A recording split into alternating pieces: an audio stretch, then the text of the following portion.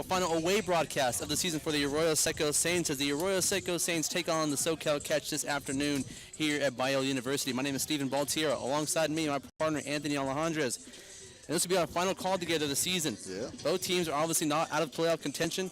Arroyo Seco Saints are currently 7th in the CCL standings at 11-22 and 13-24 overall on the season. The SoCal Catch are 8-23 and 12-24 and 1 overall on the season. Last night, these two teams played. The Arroyo Seco Saints got the better of that, winning 10-3, I believe, in that ball game last night against the SoCal Catch. So they are currently 7th overall in the standings. Let's go to here give you the lineup for the starting lineup for the Arroyo Seco Saints. Leading off, Cameron Briggs playing center field. Batting second is going to be Colin Shepard at third base. Batting third is going to be Tristan Peterson in right field. And batting in the cleanup spot is going to be Cooper Williams and at first base. Batting fifth is going to be Mitch Kerner, their catcher. Batting sixth is going to be Angelo Armenta, the shortstop. Batting seventh is going to be Gabe Chavez, the second baseman. And batting eighth is going to be Dalton Ney, the left fielder. In the 9 holes is going to be Bobby Fulkerson, the designated hitter. On the mound for the Arroyo Seco Saints is Charles Peacock, who will make his final start of the season for the Saints. So we're going to get the lineup of the defensive alignment for the SoCal Catch. In left field, from left to right. Left field, we have Daniel Jung from Notre Dame. In center field, we're going to have Wasey Crenshaw. And in right field, we're going to have Ange Bourgeois. At third base, we're going to have Omar Ortiz. At shortstop, the son of, or the nephew of Aaron Boone, the current manager of the New York Yankees, is Jake Boone. At second base, it's going to go ahead and be Skylar De Los Reyes. At second base, at first we're going to have Jacob Nemeth from APU. Behind the plate, David Martinez. And on the mound, Cade Smith. We're just about ready for baseball here at Biola University as Cameron Briggs digs in for the final game versus the SoCal Catch of the 2018 CCL season. Yeah, 5 games between these two teams on the season, this being the 5th one. Each team has taken 2 so far on the season, so this one here will decide who wins the season series, if you will. So Cade Smith right now gets set, and his first pitch of the ball game is a ball up and outside, so 1-0 the count now here on Cameron Briggs. Cade Smith from the University of Hawaii, so he is not on the mainland during his college seasons. As he gets ready now, the second pitch of the at-bat is a fastball in there for a strike, so 1-1 the count on Cameron Briggs. Cameron Briggs hoping to pick up where he left off yesterday. A really big game he had for the Saints. So Smith gets set now. The 1-1 pitch is a fastball, and it's in there. Catches the top half of the zone. So 1-2 the count now here on Briggs. As we mentioned, both of these teams are out of playoff contention, so their seasons will be wrapping up very momentarily. The Saints tomorrow will end their season against the Academy Barons over at Jackie Robinson Field as Briggs slaps this one over the third base, right into the glove of the third baseman for the SoCal Catch, Omar Ortiz, for the first out. Yeah, and I think it's very fitting that they end the season against teams like the SoCal Catch and the Academy Barons, because they're teams that really, there's never been any separation between them this season in the standings. And so yesterday, getting the win against the SoCal Catch really gave them the chance to, you know, get a little bit of an extension in their lead over them for just above the last spot. And then, of course, taking on the Academy Barons tomorrow, a team that is just above them in the standings. Now digging in for the Arroyo Seco Saints, Colin Shepard, the third baseman from Miami, Ohio. As the first pitch was a strike in there, so 0-1 the count as they change ups inside and low now, so 1-1 the count now here on Colin Shepard.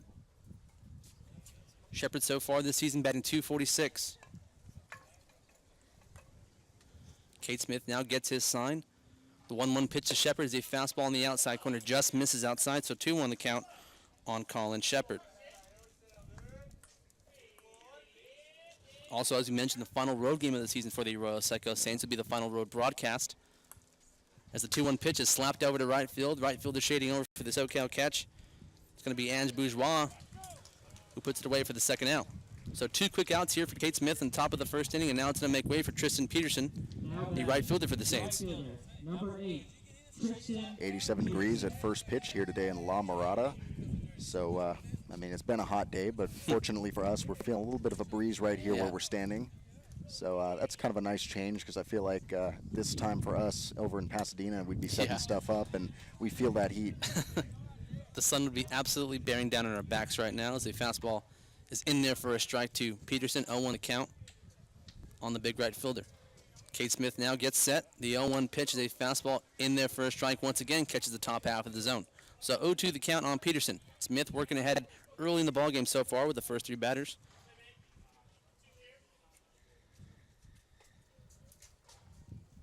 So Smith, the 0-2 pitch. Now is a fastball in there. Strike three looking. Down goes Peterson. So 1-2-3 inning for Kate Smith in the top half of the first inning. We'll head to the bottom half of the first inning. No runs, no hits. We'll head to the bottom half. Arroyo Seco Saints, nothing. SoCal Catch coming up. You're listening to the Arroyo Seco Saints Broadcast Network.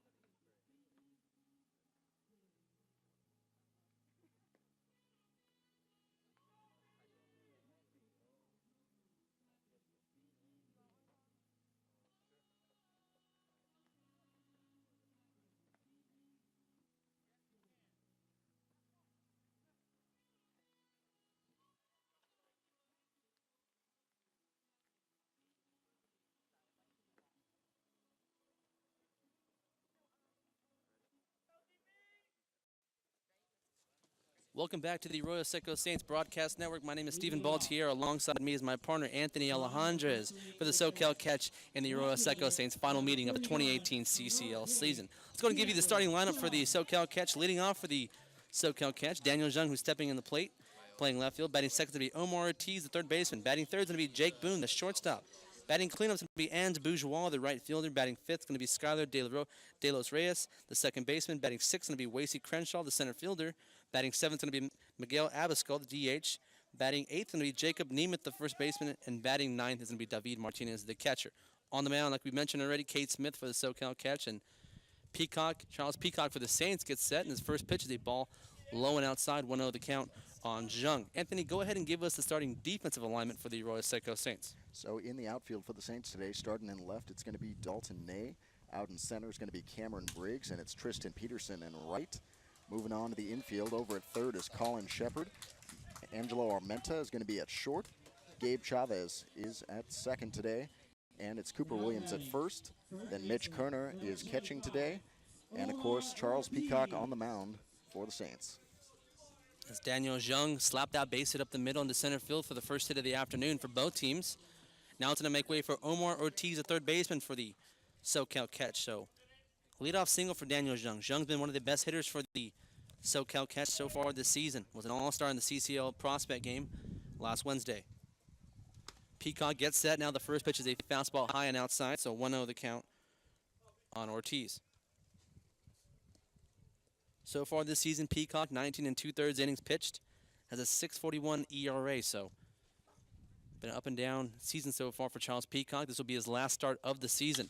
As a fastball is grounded over to second base, Chavez flips it over to shortstop, back on to first base for the 4-6-3 double play. And a pitcher's best friend right there early in the ballgame for Peacock. Yeah, really good way to start the game defensively for the Saints. You know, yesterday was one of the best defensive games for the Saints all season, so really hope to see more of the same here this afternoon. So the 4-6-3 double play helps Peacock out, gives him 2 quick outs here in the bottom half of the first inning. And now it's going to make way for Jake Boone, the shortstop, for the SoCal Catch.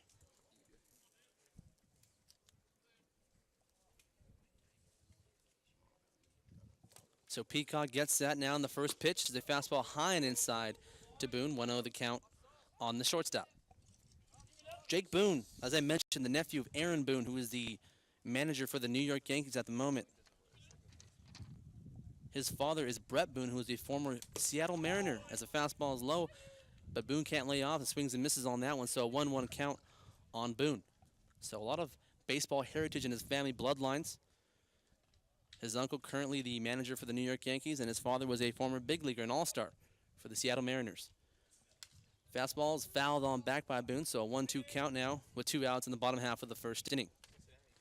Jake Boone really one of the bright spots for the SoCal Catch in yesterday's game. Of course, not a whole lot of offense until late in that game for them after they were already trailing quite a bit in that game, but he went 3 for 5 in the ball game. Boone tends Princeton at the moment, so the fastball is hot, low and outside, so 2-2 count on Boone. So he's part of the Ivy League. We also have an Ivy League member ourselves, and Bennett McCaskill, the catcher who goes to Dartmouth. They're both teammates in high school at Torrey Pines High School down in San Diego. So Jake Boone and Bennett McCaskill, teammates for the high school, and both play in the Ivy League so far. They will be in opposite dugouts tonight as the SoCal Catch and the Arroyo Seco Saints face off. The 2-2 count now here to Peacock. Fastball low and inside, so a full count now here on Jake Boone. So the count runs full, 2 men out. After the ground ball double play by Omar Ortiz, Chavez to Armena, back to first base to Cooper Williams. Peacock gets set now. The full count pitches a curveball high and inside, and he's going to walk Jake Boone. Almost give a little reference to his father there. Now batting, right fielder, number 8. Second day in a row, the Saints wearing the dark blue uniforms, gold numbers. Now it's going to make way for Ange Bourgeois, the right fielder for the SoCal Catch, as he will dig in with 2 outs and a runner at first base. And for the SoCal Catch today, it's the red and black uniforms and the white pants. Charles Peacock now gets set. The first pitch is a fastball low and inside, and Peacock right now has kind of been struggling with hitting the zone. Opposite of Cade Smith so far. He's been kind of pounding the zone so far for the SoCal Catch.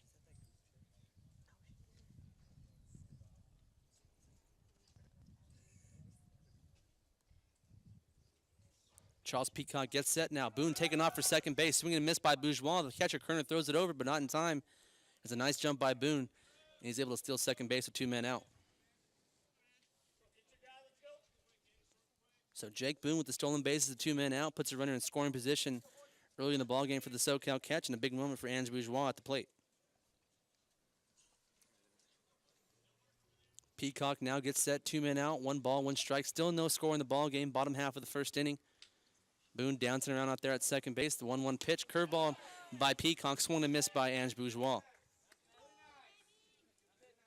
That was a nice pitch right there by Peacock to look like a strike and kind of end in the dirt a little bit. Get Bourgeois on his front foot.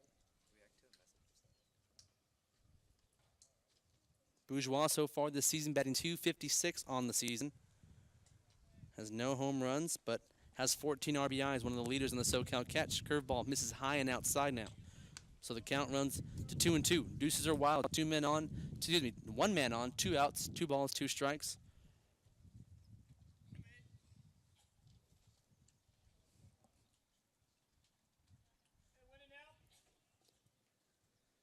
So deuces run wild, 2 balls, 2 strikes, 2 men out.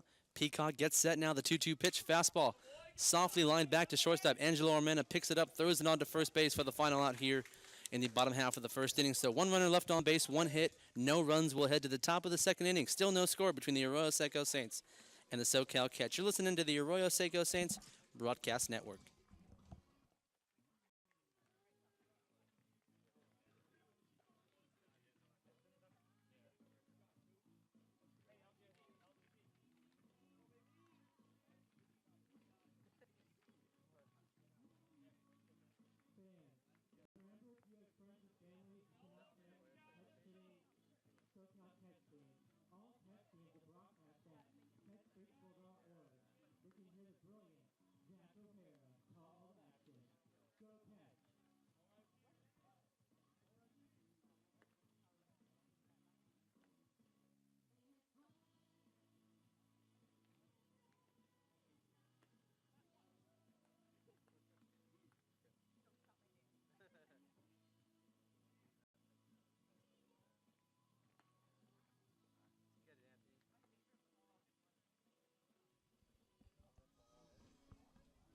We pick things up here in the top of the second inning. Still no score between the Arroyo Seco Saints and the SoCal Catch here at Biola University in La Mirada, California. Digging in now for the Saints in the top half of the second inning is going to be Cooper Williams, the first baseman for the Saints. Cade Smith will go out for his second inning of work for the catch. Had a 1-2-3 first inning as he gets set now in the first pitch. Fastball in the first strike, so 0-1 the count on Williams. Really hard to find a Saints player that didn't have a big night offensively last night, and Cooper Williams, another one of those guys, had a really good game, ended up with 2 RBIs on the night. Yeah, 10-run explosion for the Saints last night. We've seen a lot of those, but a lot of those games they haven't been able to pull out. We saw last week against the OC Riptide, 15-14 ball game. That was one of those games that just unexpected as the curveball just misses outside, so the count now runs to 1-2. Yeah, a lot more control to last night's ball game. I think it was one of the few games we've seen this season where they've had a lead, and even when a couple runs were given up, there was never a feeling like this game was going to unravel for them. So the 1-2 pitch now, change up in the dirt inside, so a 2-2 count now here on Williams. Yeah, it felt like last night's game was kind of the more complete games of the season as far as the pitching staff and also the offense working as one cohesive unit. So Cade Smith now gets set, the 2-2 pitch to Williams. Swung and a miss right there for the fastball for his second strikeout of the afternoon. So 1 out here to lead off the top of the second inning. Number 30, Mitchell Turner. I think a very important key to this ball game is definitely going to be the defense, and that really goes for both teams. I mean, I think you and me can remember back to the last time we were here, the score was 10-9 in that game. Yeah. The Saints ended up losing, but unfortunately for both sides, that game wasn't necessarily 10-9 just because of the offense. It was because of all the errors that took place. I mean, we looked at the scoreboard all night. It said 2, and I think there was probably about 6 errors that I counted alone myself. Yeah, 3. The Saints were listed with 3 errors in that ball game, and the SoCal catch 1. That was a little bit modest. Likely the SoCal catch had about 8, and the Saints probably 3 or 4. So an 0-2 count quickly here on Mitch Kerner, the catcher for the Saints. Cade Smith gets set now, and he's grounded that one over to third base, down the line, and into left field for the base hit there for Mitch Kerner. So the first base hit of the afternoon for the Arroyo Seco Saints from Mitch Kerner. As he singles down the left field line, and now it's going to make way for Angelo Armenta, the shortstop.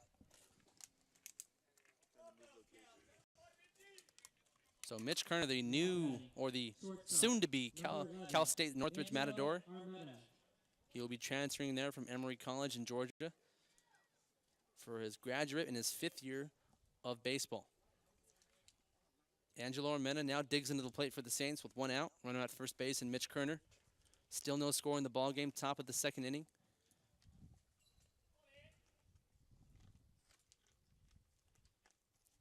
Cade Smith now gets set. The 0-1, the first pitch.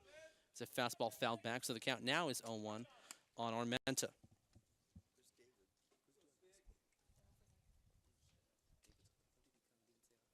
Angelo Armenta so far this season batting .207. Does have a home run so far this season and 6 RBIs. Cade Smith has a nice little tempo so far in the ball game.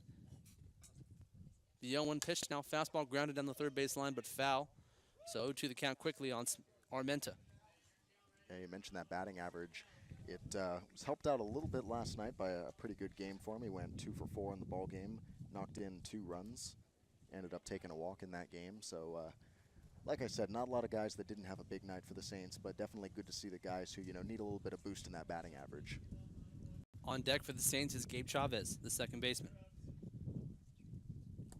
Curveball in the dirt there from Smith, so the count now runs to 1-2 on Angelo Armenta. Armenta was at USC this past year. He will now transfer to San Diego State to be an Aztec next year in the fall. So he stays in Southern California, just switches conferences from the Pac-12 to the Mountain West. Cade Smith now gets set with Mitch Kerner leading from first base. 1 man out. The 1-2 pitch, curveball high and outside there, so 2-2 count now here on Armenta. Kerner with the 1-out single down the left field line. He is standing in at first base. Smith now gets set. The 2-2 pitch, fastball is popped up over to third base. Shortstop for the catch, Jake Boone ranging out, and he puts it away for the second out here in the top of the second inning. So 2 quick outs here. Kerner scampers back to second base, and now it's going to make way for the second baseman, Gabe Chavez.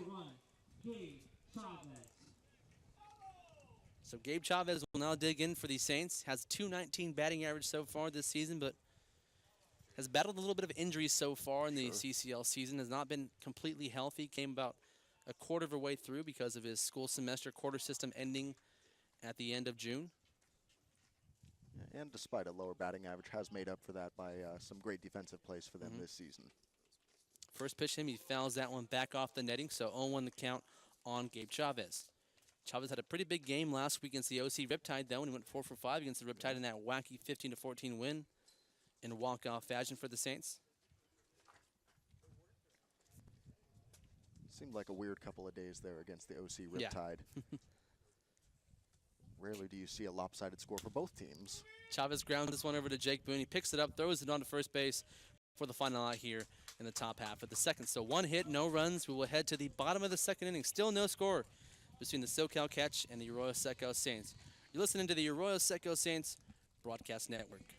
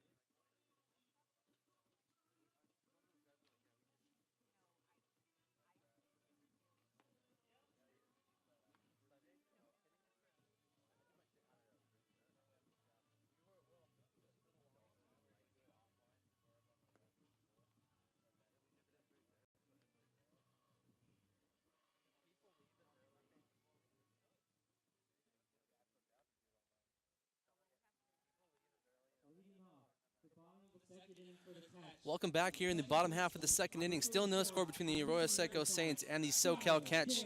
Charles Peacock out for his second inning of work for the Saints. And now digging in for the SoCal Catch is going to be Skyler De Los Reyes. A little bit of a mouthful right there, but that is. We'll get it down there. He will be the second baseman so far this afternoon for the SoCal Catch, digging in for his first at-bat of the game. As I mentioned, Charles Peacock out there for a second inning of work. Kind of struggled with command in the first inning, but still able to get that double play as the fastball is high and outside. So 1-0 the count on De Los Reyes. I think it should be a general rule of thumb that if your last name is 4 syllables, you got to make the first name 1 syllable. Just make it easy. Name him Tim or something. It's an absolute nightmare for broadcasters. As the 1-0 pitch now from Peacock. Fastball low and inside. So a 2-0 count now here on De Los Reyes. Had a lot of mouthfuls this year in the CCL. Oh yeah, we had parents correct us listening to the broadcast. They'd had their family members come up and tell us the actual pronunciation of the name. So a lot of great moments here on the broadcast as a fastball once again is in the dirt. So a 3-0 count now here on De Los Reyes. Which team was that against again? I totally forgot. That was the Let's see. The Ventura County Pirates, I believe. I believe you're right. I think that was the Ventura County Pirates. That was the Pirates. I remember that. Yeah, Cole Klez. Cole Klez, exactly. We were trying to figure out for so long how that was pronounced, and it was the most simple pronunciation imaginable. Fastball low and in the dirt, so he walks. De Los Reyes on 4 pitches does Peacock, and that's a leadoff walk here in the bottom half of the second inning. Now it's going to make way for Wacy Crenshaw, the center fielder, for the SoCal Catch. Another tough one. I think it was Santa Barbara Foresters, Cameron Guangarena. Guangarena, that was actually that was a solid name, I'm not going to lie. Yeah, That's and we were puzzled for so long because they didn't put his first name in the lineup. We were wondering, is his name Guangarena?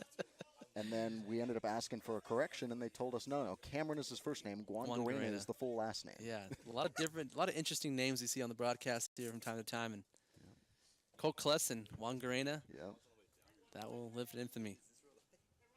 So Peacock right now struggling with command so far in this ball game.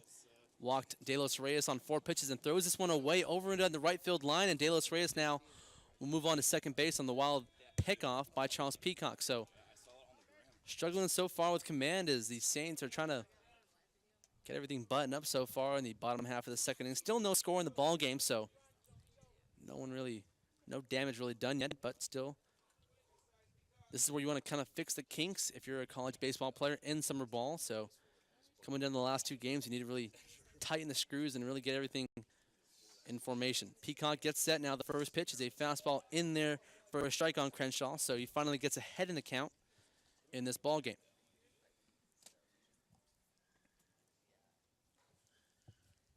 So De Los Reyes leads from second base. Wasey Crenshaw at the plate. Charles Peacock gets set. The 0-1 pitch fouled back off the netting, so quickly an 0-2 count on the center fielder.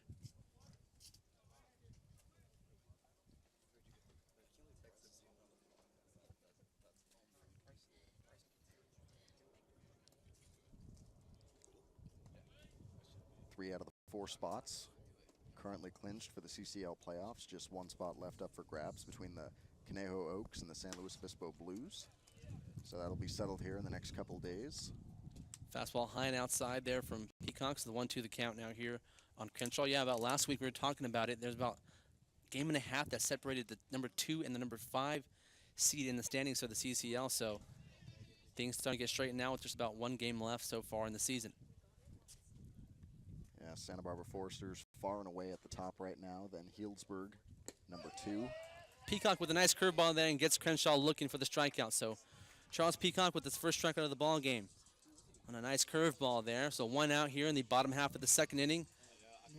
De Los Reyes still leads from second base, and now it's going to make way for the DH, Miguel Abascal. Orange County Riptide in the number 3 spot. Most recent team to clinch a spot in the CCL playoffs. The Saints saw them just a few days ago.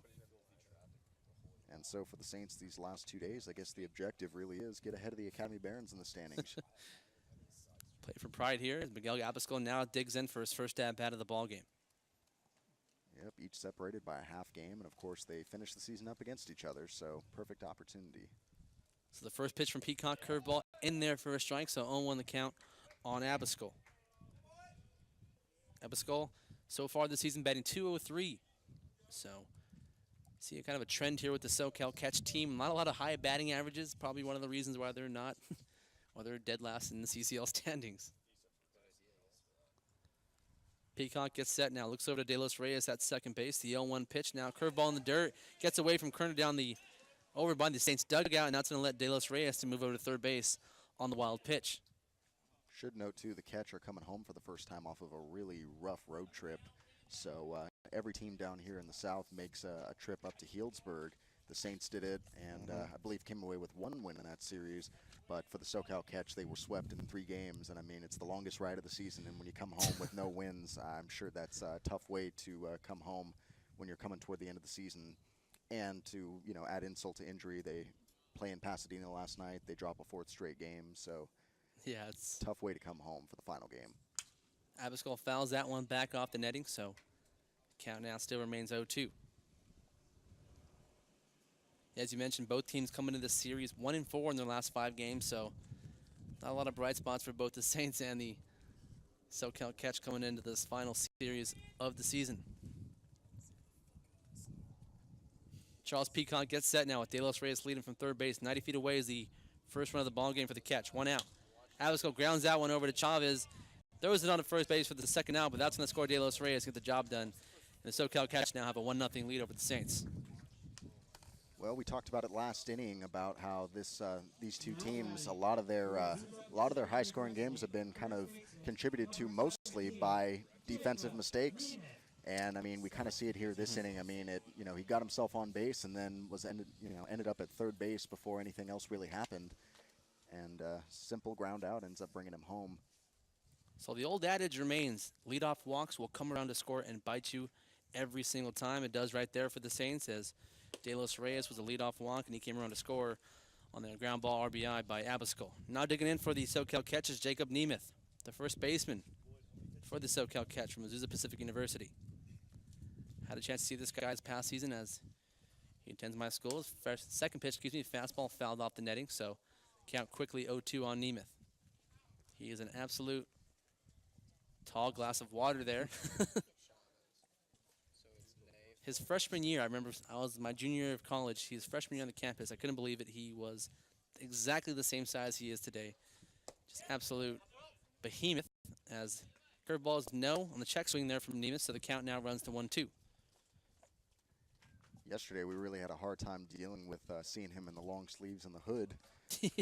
Today, it's not as bad because we feel a little bit of that breeze, but yesterday, they were in the all-black uniforms, and first thing Chris spotted there early in the ball game. Fastball high from Peacock, so a count 2-2. Now the deuces are wild. Yeah, I don't know the logic behind these sleeves and the hoodie, but maybe it's some kind of good luck. I'm not too sure.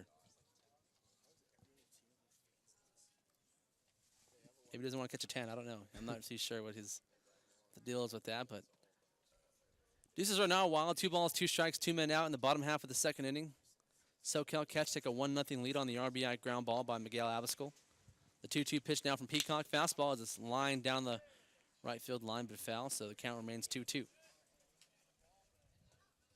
The leadoff walk by De Los Reyes came around to score there. Interesting fact that I've always heard, 80%, more than 80% of leadoff walks will come around to score in the same inning, so Interesting. it is an absolute pitcher's worst nightmare.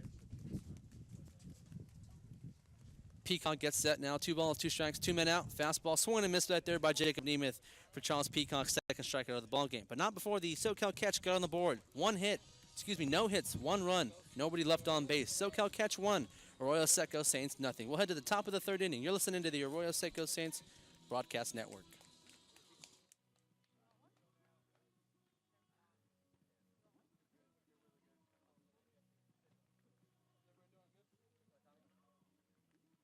Remember, fans, to stop by the third base side, we can get your 2018 SoCal Catch snacks and drinks available.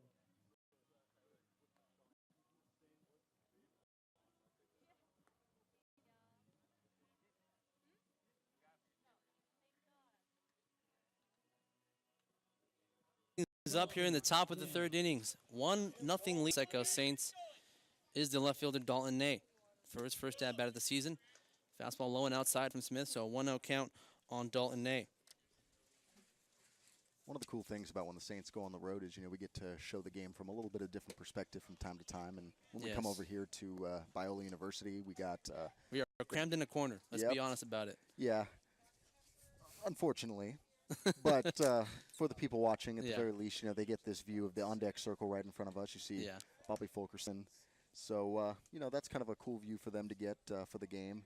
Yeah, that switches up a little bit. Yeah. Nice little switch for up. us, as you said, it's not the best. Not the best setup, but it's okay. We have to live with what we have. But to be honest, I guess, just being reflective upon the season, it could be worse. We have been to Santa Barbara. Oh, yeah, that was an absolute mess as well. Where we were basically broadcasting in the bushes. Yeah, we were broadcasting in bushes, and the PA system was right over our shoulder, so Dalton Ney swings on that fastball, and the count now runs to full on Dalton Ney, the left fielder. Dalton Ney has been kind of hot in the past, I'd say, per se, 2.5 weeks for the Saints. One of the best hitters as the fastball is in there, strike 3 looking for Dalton Ney. That is the 3rd strikeout of the ball game for Cade Smith. And the 2nd looking so far for Smith as well. And now it's going to make way for the DH, Bobby Fulkerson. Fulkerson, one of those guys that goes 2 ways, pitcher, both hitter and pitcher. Digs in, gets another at-bat so far this season, the left-handed hitter, but the right-handed thrower on the mound. Smith's first pitch is a fastball and just misses outside, so 1-0 the count on Fulkerson. And what a shame this isn't a home game, because then we'd be able to hear his great walk-up music. Theme song from Cops. Cade Smith now. The 1-0 pitch is a fastball low in the dirt, so 2-0 the count on Fulkerson. He will be playing baseball next year at an NAIA school up in New Hampshire. Skies this one over to shortstop. The shortstop, Jake Boone, shades over, and the left fielder now for the SoCal Catch, Daniel Jung, will put it away for the 2nd out here in the top of the 3rd inning. So 2 quick outs so far for Cade Smith. He's worked pretty good so far, only given up 1 hit so far this afternoon. Now it's going to make way for the top of the lineup for the Saints and Cameron Briggs.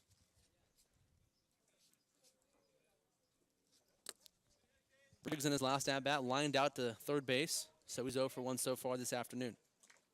First pitch from Smith is a fastball high and inside, so a 1-0 the count on Cameron Briggs. On deck is Colin Shepard.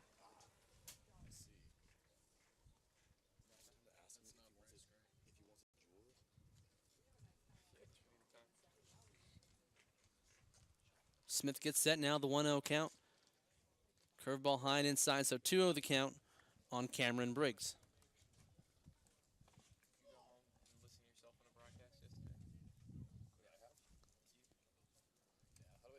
The 2-0 count now here to Briggs. Slaps this one back up the middle for a base hit into center field. So a 2-out single by Briggs will now make way for Colin Shepard, the third baseman. Now batting, third baseman.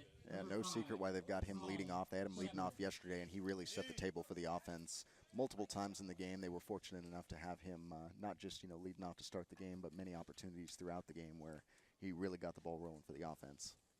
Yeah, was a player of the game for the Saints last night. Now digging in is Colin Shepard, who is the third baseman for the Saints tonight.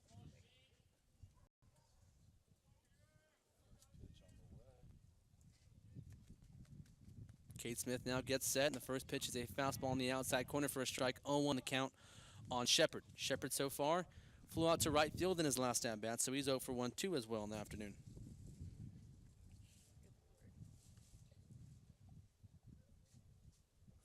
Smith looked pretty good so far. He's really avoided any danger so far to this point.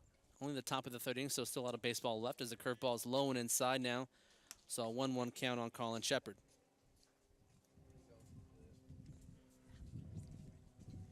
And interestingly enough, for Cade Smith, he has taken one at-bat this season for the SoCal Catch, which was a hit, so best batting average on the team. Curveball just misses the outside corner, so a 2-1 count now on Colin Shepard.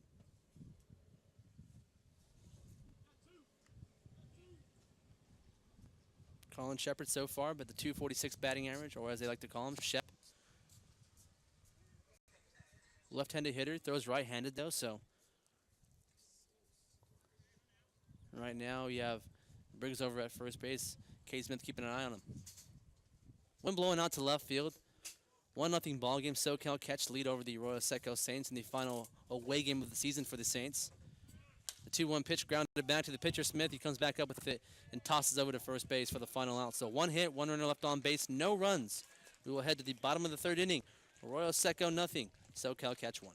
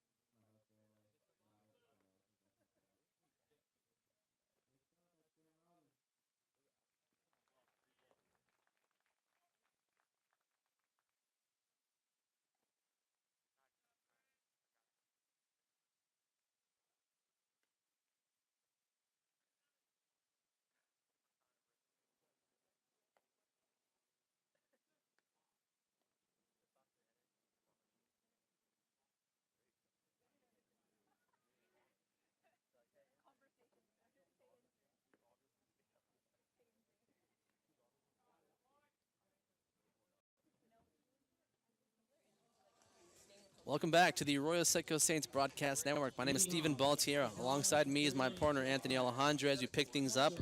In the bottom of the third inning, SoCal Catch lead 1-0 over the Arroyo Seco Saints as they put a one spot in the bottom of the second inning. And now digging in for the SoCal Catch is David Martinez, the catcher for the SoCal Catch.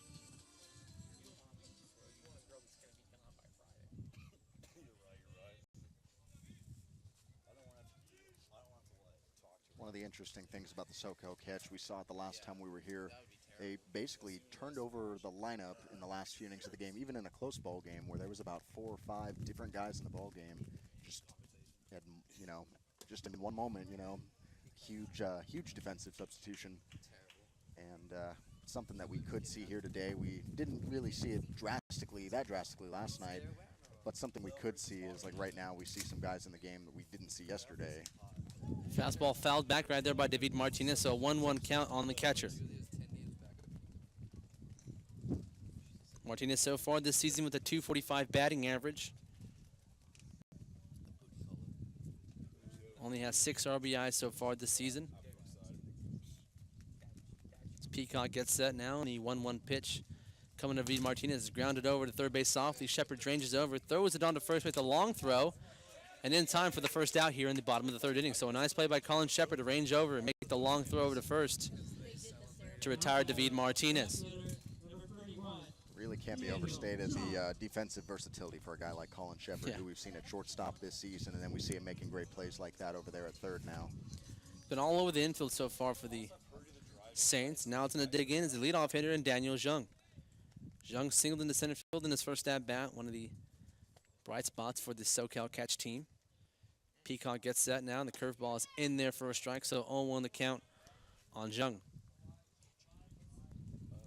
Daniel Zhang, he is from the University of Notre Dame. He is a teammate of Bryce Gray. We saw him before the game over here saying hi to his parents. 0-1 pitch is a fastball low and outside, so a 1-1 count on Zhang. Zhang so far this season is 11th in the CCL in batting average, with a .348 batting average so far this season. Grounds this one over to first base, into right field for a base hit as Cooper Williams could not dive and come up with it. So 2 for 2 day so far for Daniel Zhang. With 1 out here in the bottom of the third inning, and now it's going to make way for Omar Ortiz, third baseman. It's definitely been the bright spot this season offensively for the SoCal catch, and we didn't see him last night in the game, and of course we all know how that went for the SoCal catch. Not a whole lot of offense for them until late in the game when the game was already fairly out of reach. So Zhang singles into center field and singles into right field. He's 2 for 2 so far this afternoon, and now it's going to make way for the third baseman Omar Ortiz, who grounded in double play in his last at-bat. First pitch is a fastball swung and a miss by Ortiz, so 0-1 the count. Ortiz grounded into that 4-6-3 double play in the first inning. Helped Peacock a lot, who was kind of struggling with command in that first inning as well.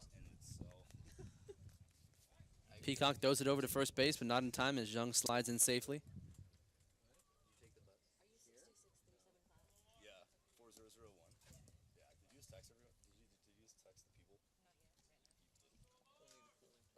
So Peacock gets set now. 0-1 the count on Ortiz.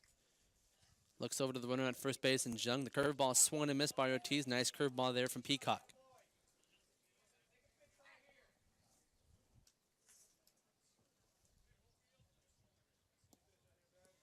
Peacock really laboring here. Pitch count's starting to rack up, but only giving up 1 run so far to this point.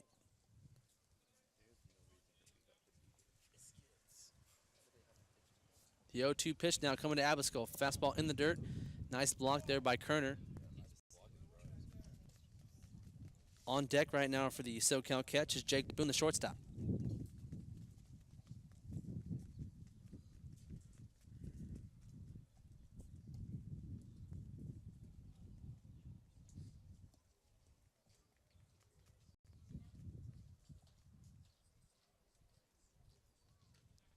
Peacock throws it over to first base once again. Keeps a close eye on Zhang over there at first. Last road game for the Saints this season. They will be back at home tomorrow at Brookside Park for the final game of the season against the Academy Barons. Peacock once again throws it over to first base. This one gets past Williams down the right field line, and that's going to allow Zhang to move on to second base. So the pickoffs end up biting the Peacock in the butt. Unfortunate too, just these little defensive miscues, and I mean, we've seen time and again, the impact that they have on the scoreboard. So Charles Peacock Allows Young to move over to second base on the constant pickoffs as Williams is unable to come up with that throw. 1-2 count now here on Omar Ortiz. Curveball in there for strike three, looking down goes Ortiz for the second time this afternoon. Now it's going to make way for Jake Boone, the shortstop for the SoCal Catch with 2 men out in the bottom half of the third inning. Jake Boone.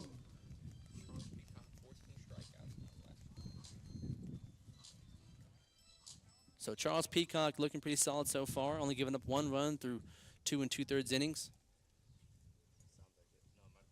Daniel Jung leading from second base. 2 men out. Bottom of the third inning, SoCal Catch lead 1-0 over the Arroyo Seco Saints. And the curveball there is in the dirt. Kerner keeps it in front of him, though, so he does not allow Daniel Jung to move over to third base.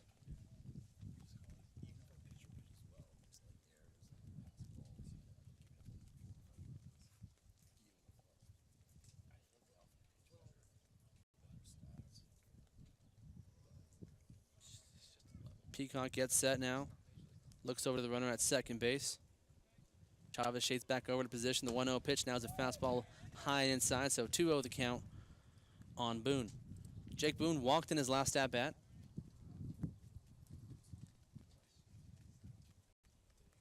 Closing in on 1 hour into this ball game, and not necessarily important, but more mindful of it at a place like this where there are no lights and we have a 4:30 p.m. start. Not likely that we'll run into any issues, but just something that we think about when we visit the Eagles Diamond. His fastball is low there from Peacock, so the count now runs at 3-0 on Boone. Yeah, Peacock right now, the tempo is not really there. You see Kate Smith kind of throwing a lot of strikes in and out of the dugout pretty quickly. Peacock right now falling behind on hitters. And all he's going to get 1 run so far in this ball game, but at the end of the day, he's not throwing a lot of strikes, and it kind of gets the defense on their heels a little bit. 3-0 pitch now, fastball in the dirt. Kerner cannot find it. Ends up locating it, so Jung does not move on to third base, and that might draw a visit from pitching coach for the Arroyo Seco Saints and Matthew Troop. Number 8, Ange Bourgeois. So Ange Bourgeois will be the hitter up to bat when Troop is done meeting with his pitcher. Peacock right now kind of struggling with command so far and finding the zone. Good time to mention right now that we will have John Thomas and Bryce Gray on the broadcast in the 5th inning. The entire inning, they will be on the broadcast, and they will be talking about whatever they want to talk about pretty much.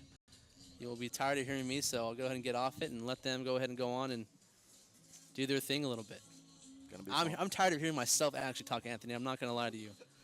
I'm at this point in the season right now, I'm just tired of hearing myself talk. It's a little bit exhausting. Don't say that, man. You still got 1 more game. Yeah, we'll see if I make it tomorrow. We'll see. So Peacock's ready for work again. 2 men out. Runners at first and second. 1-0 lead for the SoCal Catch over the Arroyo Seco Saints as Charles Peacock gets set now, and Ange Bourgeois is at the plate. Peacock's first pitch is grounded over to second base. Gabe Chavez sticks with it, throws it on to first base for the final out here in the bottom of the third inning. So 1 run, 2 runners left on base, no run scored. We will head to the top of the 4th inning. Arroyo Seco Saints nothing, SoCal Catch 1. You're listening to the Arroyo Seco Saints Broadcast Network.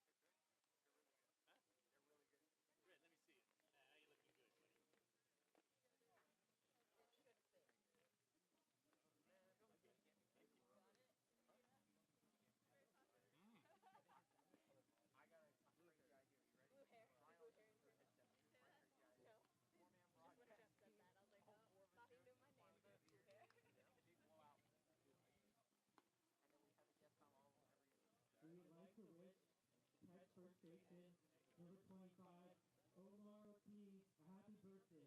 Everyone make some noise.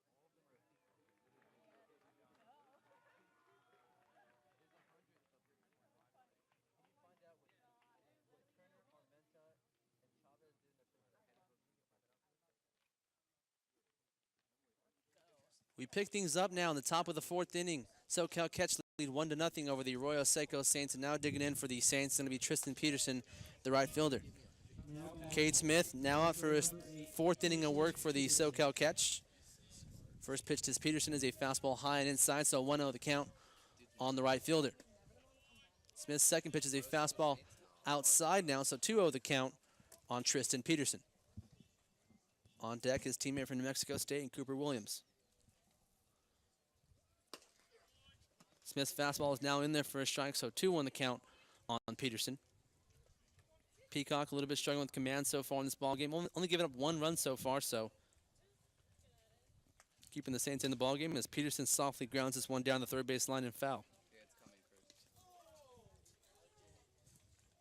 Yeah, and so far for these longer innings that the Saints have had on the field defensively, I think that they definitely count themselves fortunate at this point that they are facing just a 1-run deficit here in the ballgame. The 2-2 pitch now from Smith is a fastball low and outside, so 3-2 the count on Peterson. Due up this inning, Tristan Peterson, Cooper Williams, and Mitch Kerner.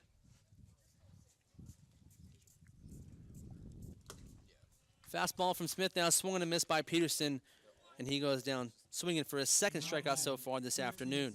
Number 32, Cooper Williams. Now it's going to make way for Mitch Kerner, the catcher for the Saints. In his last at-bat, he singled down the left field line. Has been the second hit, only one of two. Cooper Williams will dig in now for the Arroyo Seco Saints. It will not be Mitch Kerner. He will be on deck. So Williams now digs in for the Saints. He struck out in his last at-bat, so he's 0 for 1 so far this afternoon. Cade Smith's fastball is in there, swung and fouled ball off the catcher's face mask and David Martinez. So a 1-1 count now here on Williams.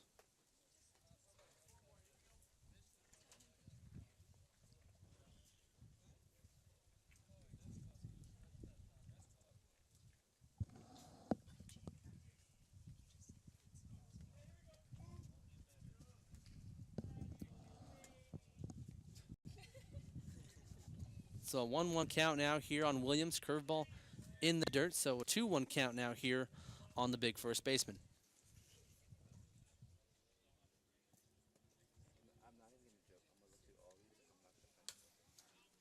Williams fouls that one back off the netting, so a 2-2 count.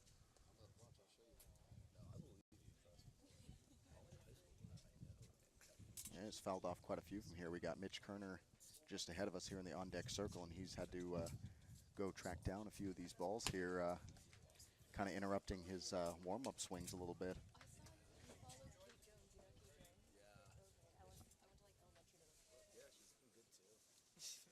So Williams now, the full count now here on Williams. Fastball skied over down the third base line. That one will probably get out of play. It almost nails us here by the broadcast. So gotta keep your heads on a swivel right now. One of the first baseballs we've seen leave the park here.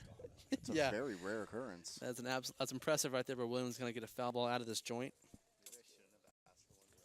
264 batting average so far by Williams as Cade Smith.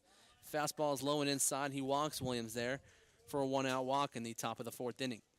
Now it's going to make way for Mitch Kerner, the catcher for today for the Saints. Now batting catcher number 30, Mitchell Kerner. So far this afternoon, Cade Smith has 2 walks on the afternoon. As Kerner now digs in. Kerner singled down the left field line, past the third baseman in his first at-bat, so he's 1 for 1 so far this afternoon. Cade Smith, the slider was outside. Kerner had the bunt on, and he whiffed at the bunt, so it's an 0-1 count now here on Mitch Kerner. Definitely an important part of the ball game for the Saints. You kind of spoke to it earlier about how Cade Smith was getting through these innings a little bit quicker than the Saints were with Charles Peacock. And I mean, now to have a walk here with only 1 out, big opportunity here at least to make Cade Smith work harder than he wants to. Fastball not in there from Smith, so 0-2 count now here on Kerner. On deck for the Saints, Angelo Armenta. You can see him right here in the live stream. Fastball just misses on the outside corner there, so 1-2 count now here on Kerner. Like you mentioned, Anthony, the wind's kind of been blowing all afternoon. since this game started out to left field. They're kind of in our face, but nothing too crazy as Kerner fouls that one back off the netting. So a 2-2 count. Excuse me, the count remains 1-2 on Kerner.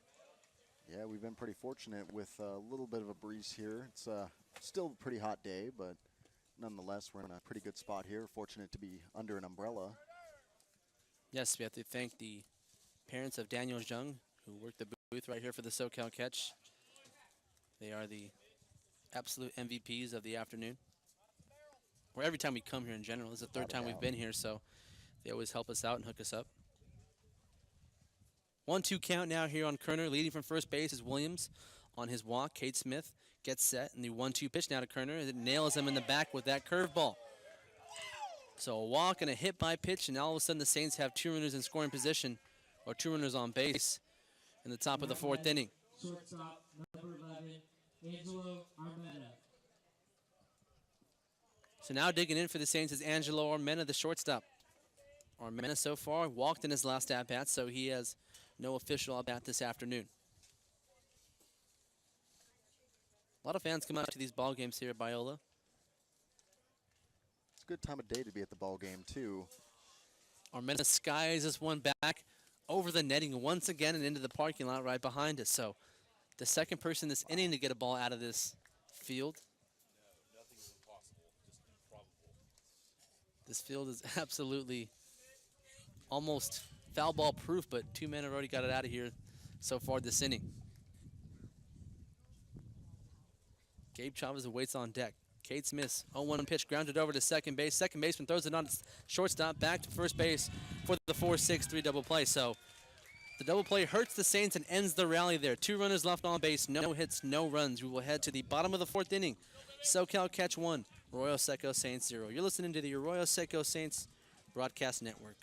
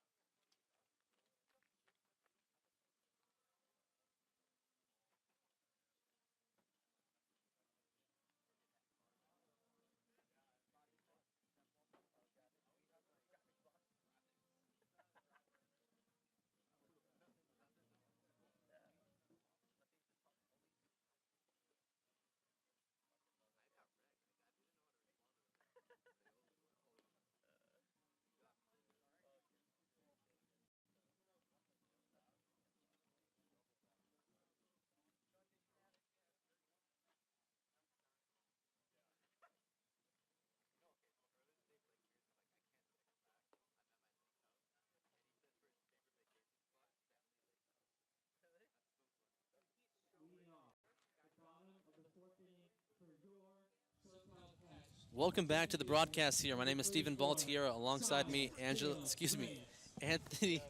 Alejandrez. So we pick things up here in the bottom of the 4th inning at Biola University. 1-0 lead for the SoCal Catch over the Arroyo Seco Saints, and now digging in for the SoCal Catch is number 34,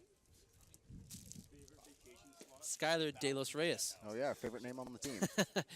Fastball is low and outside, so a 1-0 count on Skylar De Los Reyes. De Los Reyes. Cole Kletz. Yep. Juan Gorena. Guangarena. Cameron Guangarena.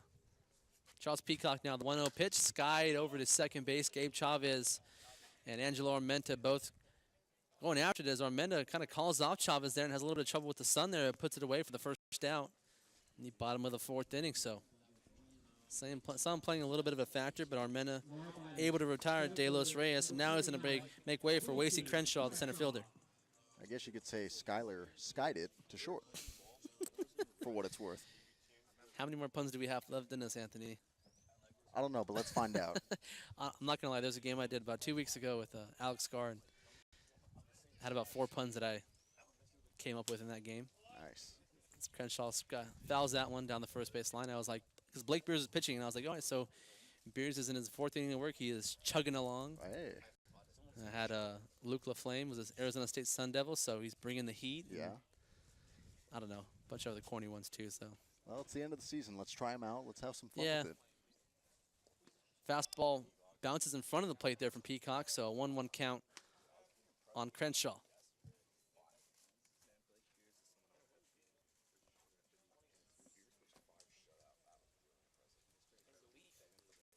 So Peacock now kind of struggling, 1-1 the count, 1 man out here in the bottom of the 4th inning. SoCal Catch have a 1-0 lead over the Arroyo Seco Saints. The 1-1 pitch is slapped into right field for a base hit there for Crenshaw.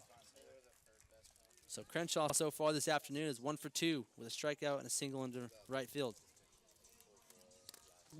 Now it's going to make way for Miguel Abascal, the DH this afternoon for the SoCal Catch. Abascal in his last at-bat had an RBI on the ground ball over to second base. Allowed Daniel Young to score from third base on that play and gave the SoCal Catch the only run of the ballgame so far. So Miguel Abascal, the fielder's choice in his first at-bat. He's 0 for 1 so far this afternoon.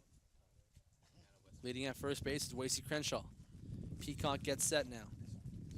The first pitch to Abascal is a curveball in there for a strike, so 0-1 the count on Abascal. One thing I've noticed so far from Peacock, he's getting that curveball in there for strikes early. It's a good sign right there, but the fastball command has kind of been his downfall so far to this point.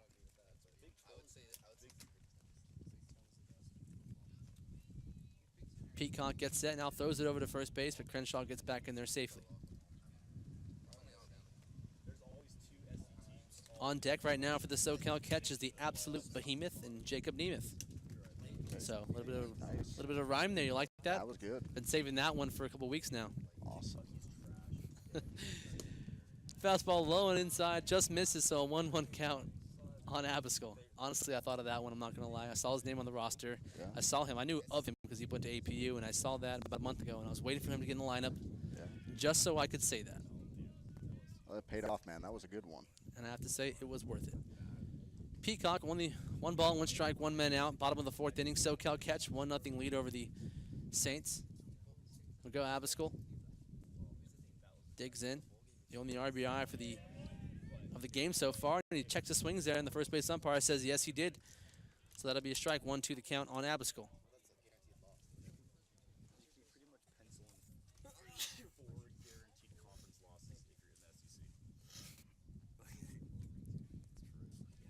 Charles Peacock now gets set, throws it over to first base, and that one's a wild throw again, but Williams able to dig that one out of the dirt. So the throws from Peacock, even over to first base, have not always been a sure thing, as we've seen 2 throws so far from Williams get away from him. So Yeah, definitely played a part too in that first run scoring, and I mean it did happen again the inning after, but fortunately for the Saints, didn't end up costing them that inning. changeup from Peacock there is fouled off the end of the bat by Abascal, so the count remains 1-2 on the DH.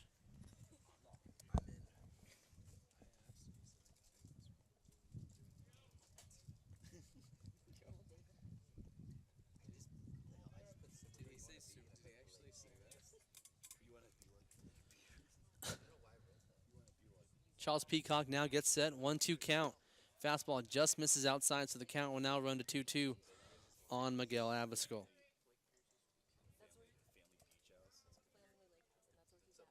Abascal so far this season, the .203 batting average, does have 1 home run and 6 RBIs on the season. Not too many at-bats so far, only 78 plate appearances. He swings and misses on that fastball. for the strikeout. So Charles Peacock so far this afternoon has 4 strikeouts on the strikeout there from Abiskal. And now it's going to make way for, wait for it, Anthony, the behemoth, Jacob Nemeth. There we go.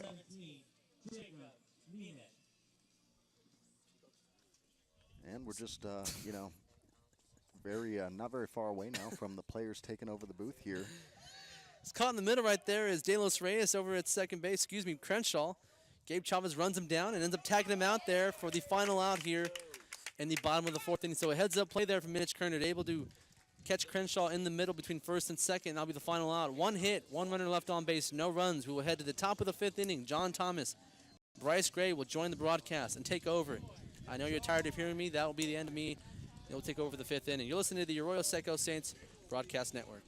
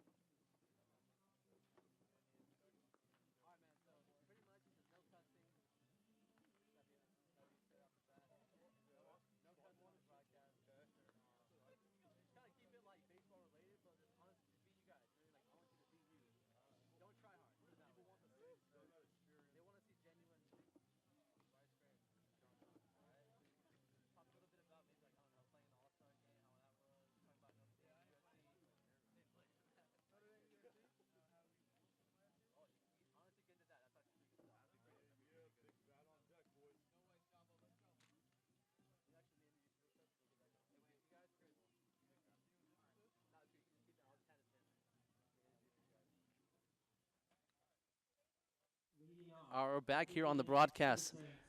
Bryce Gray and John Thomas will take over the 5th inning here. They will talk about whatever they want to talk about. I'll let them go ahead and give it, but I'll give it to John Thomas right now, and you and Bryce Gray can go ahead and take over the broadcast. What's going on, Saint fans? This is John Thomas and what I would call Notre Dame's finest, Bryce Gray, with me on the broadcast. What's up, everybody? We're taking over for the whole 5th inning. We got Gabe Chavez leading off. Saints are down 1-0 in the top of the 5th. We got the catch starter still on the mound. Throwing a shutout so far. Looking to put some good swings together. We're about to make a run now. I got a feeling deep in my bones we're gonna make a run right here. Foul tip. We'll make the count 1 and 2. So JT, let me ask you a question, man. What's your favorite thing about playing baseball at USC? My favorite thing about playing baseball at USC, you know, it's been my dream school my whole life, so I'm living my dream right now. Yeah, I mean, every day showing up to the field, showing up to all the athletic facilities is really a dream come true for me. You know, it's a shame that you had to go to that school in South Bend because we don't really like that school, but, you know, I'll go ahead and ask what you like about that one anyways. You know what? Fouls the ball off. The funny thing is, so my grandmother lives in Pasadena. So I used to come here every summer, I don't know, probably before I was like 14. And USC was like, that was my dream school. I wanted to go to USC. I want to go to USC. And then I got the call from Notre Dame and realized how much better Notre Dame actually is than USC. It's just better how? I mean, in every aspect, anything. I mean, you want to talk about anything. Like what? School, you know, campus is better. You know, social life, so much better. I'm just saying, we take a freeze frame of each campus in December. You got snow all over the ground, and we got 72 and sunny. That's Chavez wears a 2-strike pitch off the back. Yep, man on first base, no outside. So how is 28 degrees and cloudy better than 72 and sunny on a nice December morning? Look, you see, that's not winter. You get 72 degrees in December. That's not winter. We experience all 4 seasons, and there's nothing like walking down Notre Dame, walking down on campus, walking to the dome, seeing the Golden Dome in the fall with the leaves turning, and right when fall starts. It's beautiful. It's not you can't experience that at USC. You just can't. What you can experience is perfectly blue skies every single day. You know, we got a pretty darn good football team. Not last year. I'm pretty sure we made it to the Cotton Bowl. I don't think you guys made a bowl that I mean, good, didn't we beat y'all like 35 last year? Yeah, but how'd the rest of the season go? I mean, hey, How'd that game against Miami, right?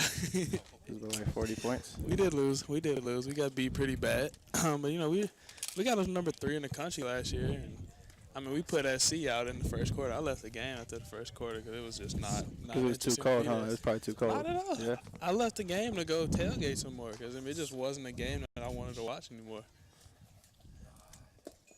Fair enough. We got Dalton A at the plate right now. A 2-2 count.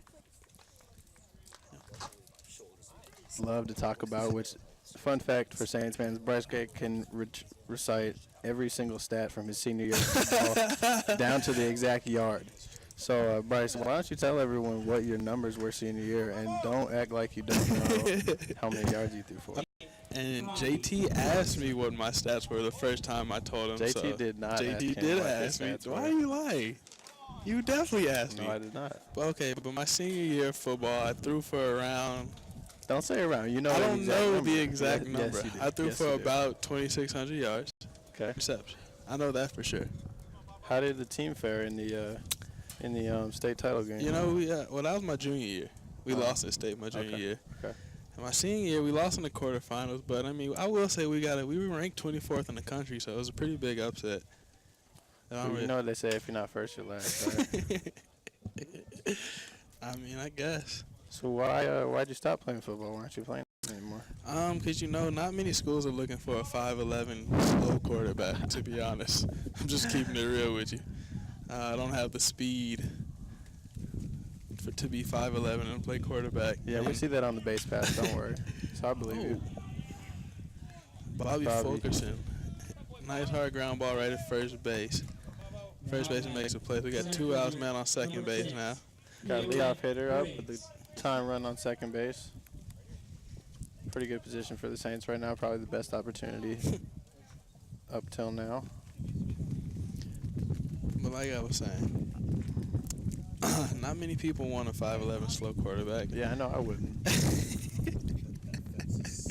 Okay, JT. But you know, it's okay to be a catcher and not have the most speed. So, and I knew I wasn't going to get a Notre Dame caliber football offer, so I had to jump at the Well, you certainly opportunity. weren't going to get a USC caliber football offer. Because we all know that's a whole nother tier. I mean, I'd honestly rather play for Notre Dame after what we did to you all last year. What happened the year before? Okay, look, we were 4-8 the year before. Yeah, you guys are inconsistent.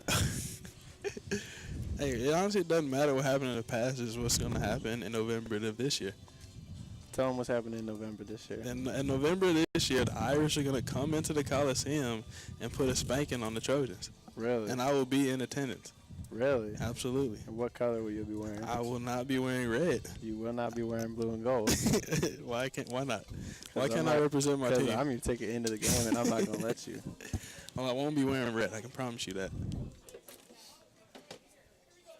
Fair enough. All right, back to action here after a quick mound visit. Like I said, Cameron Briggs stepping to the plate, 2 outs, runner in scoring position. Briggs already has this nice single up the middle on the day. Including Briggs hits. Another line drive to the third baseman. All he does is hits. He just gets hits all day, every He's day. definitely our hottest hitter as of late. Oh, it's Looks no at a high strike. strike one. I questionable think call. JT's a little jealous because Briggs is taking over his spot as the hottest hitter on the team. Wow. Wow. I can't argue with that. You're probably right. It's all good, though. I think Cali took it over from me first, though, and Briggs is taking it from Cali. I would agree with that. Oh, Briggs rips the ball down the line. That's a hit. It'll drop down. That'll tie the game. Briggs around in first, cruising into second. Like I said, Briggs hits. Hello, baby. Got a tie ball game here. Saints showing signs of life, hoping to capitalize. Here's another opportunity. We got Colin Shepard stepping to the plate. Number 5, Colin Shepard. Interesting, he's wearing number 5 today. That's not his usual number. That's actually my partner right here, Bryce Gray's jersey. It is. You know, I'm a team guy. My buddy forgot his jersey, so I was like, hey, man, I'm not playing today. You can go ahead and grab it, man.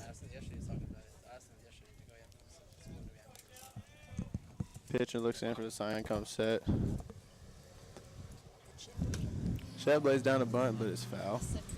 It's a great idea. That 0-1 count. So So, what are the expectations for Notre Dame baseball next year, Bryce? Oh, we're going to Omaha. Simple and sweet. We're winning it all. Yeah, really. We're winning it all. Absolutely. First time I heard you say that all summer. It's weird. People are listening. You start. Absolutely. I mean, I've said, you just haven't heard me say it. We got one of our greatest big Notre Dame fan here, Brady. He's been almost every game to support the Saints this year. So That is not true. he has been almost every game. Not true. Yes, he has. Okay, every home game. But like I was saying, we're going to Omaha and we're winning it all. What about you? How's that season going to be this year? Well, you guys can't really win it all if we're going to win it all. So, you know. Wow, I guess we're going to have to beat you guys in Omaha then. That would be a fun game. Beat you in baseball, beat you in football, I hope basketball. Saints alumni Cam Brown is on the mound and Bryce Gray is behind the plate. Nothing would be sweeter than beating that battery right there. No hitter. Me and Cam were on the field. It's a no hitter, no doubt about it. Gets one down the line, foul ball. Got a 1-2 count, 2 outs, man on second base. Colin Shepard's still up to bat. I will give you this. I think you all got us in track. You know, national champions. I got to give. We do. I got to give a shout out respect. to our women's track team. Just Gotta won the give you national respect. championship. Capping an incredible comeback in the 4x4 relay to win the entire thing as a team. That was an incredible race. Consequently, won in SB last week, so it was pretty cool. I mean, if we're talking about ESPYs, I got to give a shout out to Enrique Gumbawale, won an ESPY for best play, hitting the game-winning shot in the women's national championship. Fair enough. Two straight buzzer beaters, semifinal and championship. So you know, Fair enough. Notre Dame's women basketball doing their thing.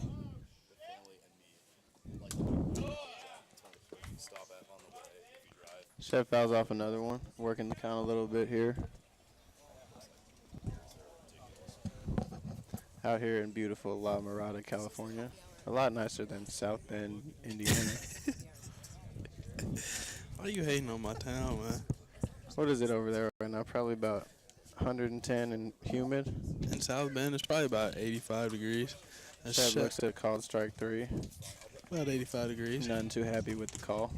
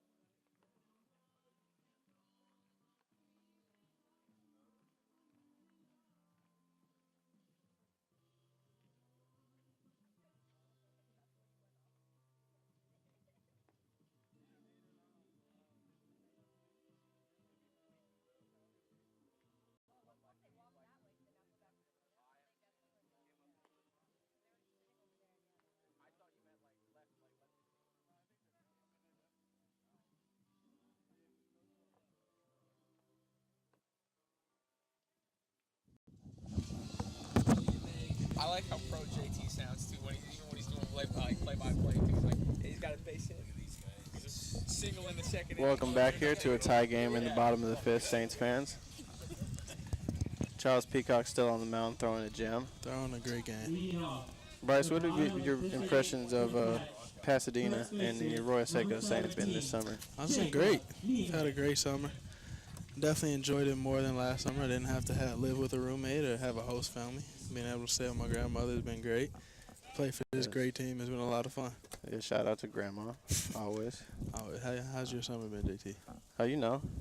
It's been fun. I've been living at school, taking classes in the morning, coming out here to play in the afternoon. And what classes have you taken this summer? What classes have I taken? So the first 6 weeks of summer, I learned to play the piano. Learned to play the piano. Intro to keyboarding. Learned me how to play the piano. Oh, yeah? Pretty good now. Pretty good. I would say I'm pretty solid. What are you going to use that for? When What am I when gonna you ever going to play the piano? Well, I got a little keyboard in my room now. Right. So, you know, when friends come over, I can impress them and say, "Oh, I play the piano." Friends? That's it. You mean female friends in specific?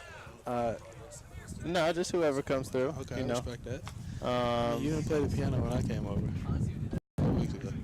I don't think you went in my room, but that's where the piano is. So Interesting. I'm not sure how I would play the piano when I'm not in my room. And you have you got a couple interesting pets, don't you? I do have some good How pets. would you talk about that for us? So I live with a couple football players. One of my best friends is a wide receiver on the football team. We have a pit bull puppy, a blue pit. His name is Tank. He is now about 6 months old. He's about 60 pounds right now. He'll probably get to around 85 pounds, 90 pounds. I also have a little saltwater fish tank. We got a couple of clownfish in there, some Nemos. We got some shrimp. We got some snails to clean up the algae. We got our own little ecosystem in there. And then last but not least, my favorite one in the house, I actually have a ferret. His name is Crash, named after the cartoon Crash Bandicoot. Crash he's a character. He's very smart. He learned how to open his cage. He roams around the house whenever he wants. Him and the pit bull have kind of a Tom and Jerry relationship. But Charles Peacock gets a ground ball to get one out in the end. That's interesting. How did you? Whose idea was it to get a ferret? Did you just? That was my buddy Valus. Valus wanted to get something different, and he went on Craigslist and found someone selling a ferret, and we drove out to this questionable area that turned into an alley, which is where the GPS took us, and got a little worried, and then we saw a man holding a ferret, and rest assured, we got our ferret. Peacock blows a fastball by.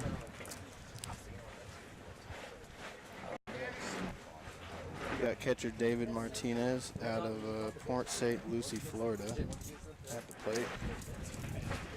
He's actually an all-star this year.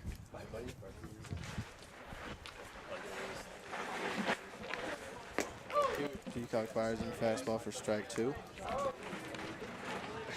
Bryce, are you excited to go home to Chicago? Cannot wait. Oh, it's like that, huh? Can't wait to leave me. I hate to do it to you, but I Can't wait cannot to leave me.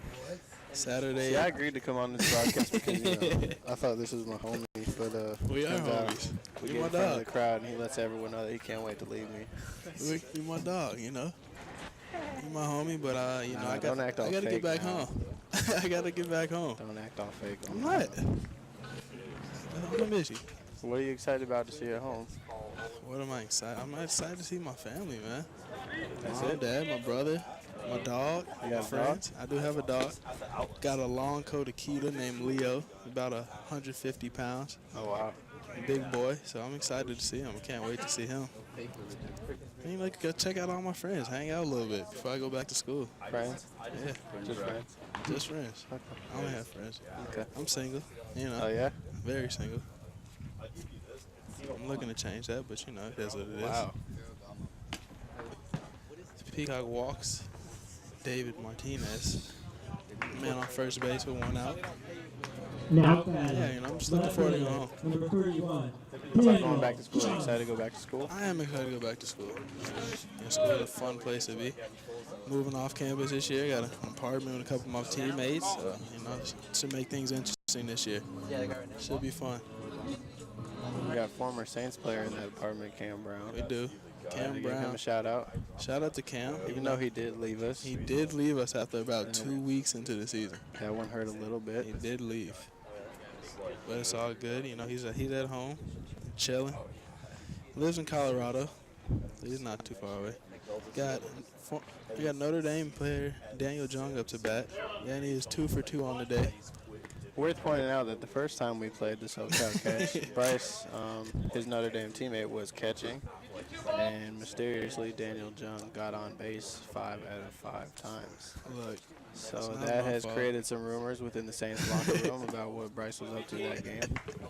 But, I was trying to get him in my out just as opinion, much it as everybody was. In my opinion, it was clearly no good. I was unhappy about it. I let him know, and we moved on. I was trying to get Daniel out just as much as everybody else was. And since then, mysteriously, Bryce Gray has not caught against the SoCal Catch. It's probably not a coincidence. means playing the show and hanging with the boys too. the shortstop. Ament is unable to make the play. We got first and second, one out. First and second one. Sound like he broke that bat. You know, he didn't break any bats when you were catching. He must Now batting, it's almost like he knew what was coming. I mean, he's also okay. No.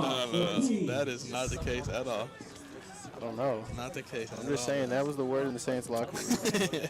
Or I guess our locker room is our bus. So that was the We don't word. have a locker room. That was for sure the word on the bus that Bryce had been feeding his Notre Dame teammates some intel about what pitch was coming. And See, it don't clearly lie. showed. Stop lying to these It people clearly on this showed. broadcast. I would never, ever do that. I don't know, man. Never, ever. I ain't get me wrong, Danny, that's my boy. But I would never help him out. I'm loyal to the Saints. Always. I'm sad to be leaving the Saints. That's not what you said 5 minutes ago. I mean, I'm happy. Well, Yes, you know. I'm happy to be going home. Absolutely. I get it. You're tired of me. Not at all. Foul ball. If I was tired of you, I wouldn't be coming back. Coming back in November, you know. That's true. We You're gonna coming kick back it. to see SC beat Notre Dame in football. I'm coming back in Thanksgiving break to see Notre Dame come into the Coliseum and run all over USC. We're going to run all over you, throw all over you.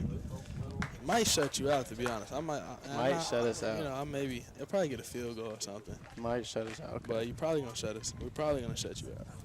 I doubt that. We got some guys on the defense at Notre Dame, man. Hey, we got some guys everywhere. So, you know, line drive single to center field. I know the second didn't get a great jump, so that would make bases loaded. And bases loaded, one out. Peacock is in a little bit of trouble for the first time today. If you got guys, I don't know what you want to call ours because now batting, shortstop, number 18. we got a Gatorade National Player of the Year coming in as a freshman at He's a quarterback. freshman, though. I mean, look at you had Sam Darnold last year, who was a first-round pick, and look at what we did to him. So you can't really expect a freshman to come in and do much more. You know, Darnold had a bit of an up and down year. You guys got him on a down night. I respect it. JT Daniels is the man. We got a mound visit here.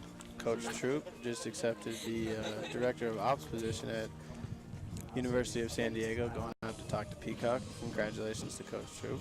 Absolutely. No, but hey, I mean, over at SC down in South Central, you know, we got weapons. So I'll say look out for us this year on the football field. Hey, man, look. Got to shout out my guy Michael Pittman at wide receiver. Gonna have a big year. Valus Jones as well. I mean, I know they're gonna have a good year, but just them Irish get on that field, they might not have the days you expect them to have. Guess time will tell. Time will tell. All right, Coach Troop's heading back to the dugout.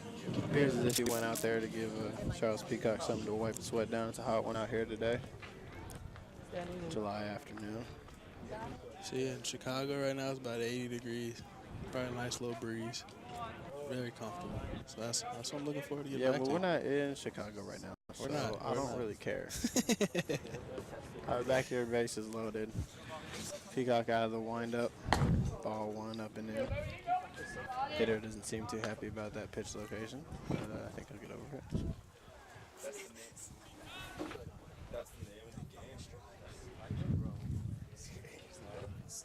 No, literally, my coach all the time.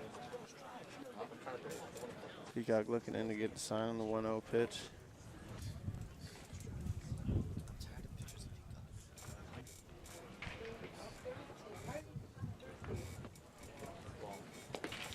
Falls in the dirt to the backstop. That'll score a run. Runners advance the base. We got second and third now. So the Catch a 2-1 lead. Put more pressure on the Saints bats to figure it out. Breaking ball in the dirt there. Tough one from Mitch Kerner to handle. All right, so what would you say is your favorite memory of the summer? Favorite memory of the summer? I think it's got to be the first day meeting you, JT. Wow. The first day. Wow. Did you guys hear that? That was special right there. We had a very interesting conversation the first day. Not for the airways, but you know. Yeah. Very interesting. So that was, from that point on, I knew that this guy is somebody I like. Foul ball to the backstop, 2-1 count. What was your favorite memory, JT? My favorite memory had to have been the 12-hour bus ride. I had a blast on that bus ride. No, I'm joking. That was Well, terrible. just so everybody knows, he was completely lying. The entire bus ride, JT was complaining, as That- everybody was. that is It not wasn't. true. It wasn't just him. I was too. Nobody had fun on that, but hey, that's summer ball. It just made us. It made everybody a lot closer. We went through shared adversity, made us all closer. On drive right at Armenta, caught. And that'll be 2 outs, second and third. Now batting. Got Coach Brewer out to make a pitching change. And to draw.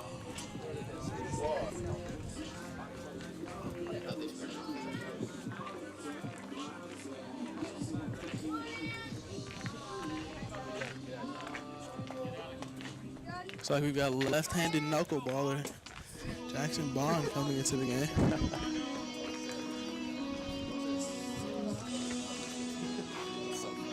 Bryce, you actually shared a room with Jackson Bond on that road trip up to Healdsburg. What was that like? It was cool. guy? Yeah, he's a good guy. Bond is a good guy. I shared with Bond and beers. He's a good guy. Two good guys. I enjoyed my time on that trip. A little fun fact about JT that I've learned over the summer is he doesn't sleep. He every day he wakes up about 5:30, 6 o'clock in the morning like a crazy person. Don't really understand why he does it, but I mean, hey, whatever floats your boat. I heard the saying early bird gets the worm, Bryce. I have heard that saying, It's almost exaggerated because, I do wake up early, but on the other side, Bryce wakes up very late, consistently. He's been known to sleep past noon. Okay, no, don't do that. That happened like once or twice. After long road trips, I've done that. But no, most of the time, I'm up about 9 o'clock, 9:30, which is, that's middle of the day for JT. That is true. It's about time I take my nap. Enough for a while.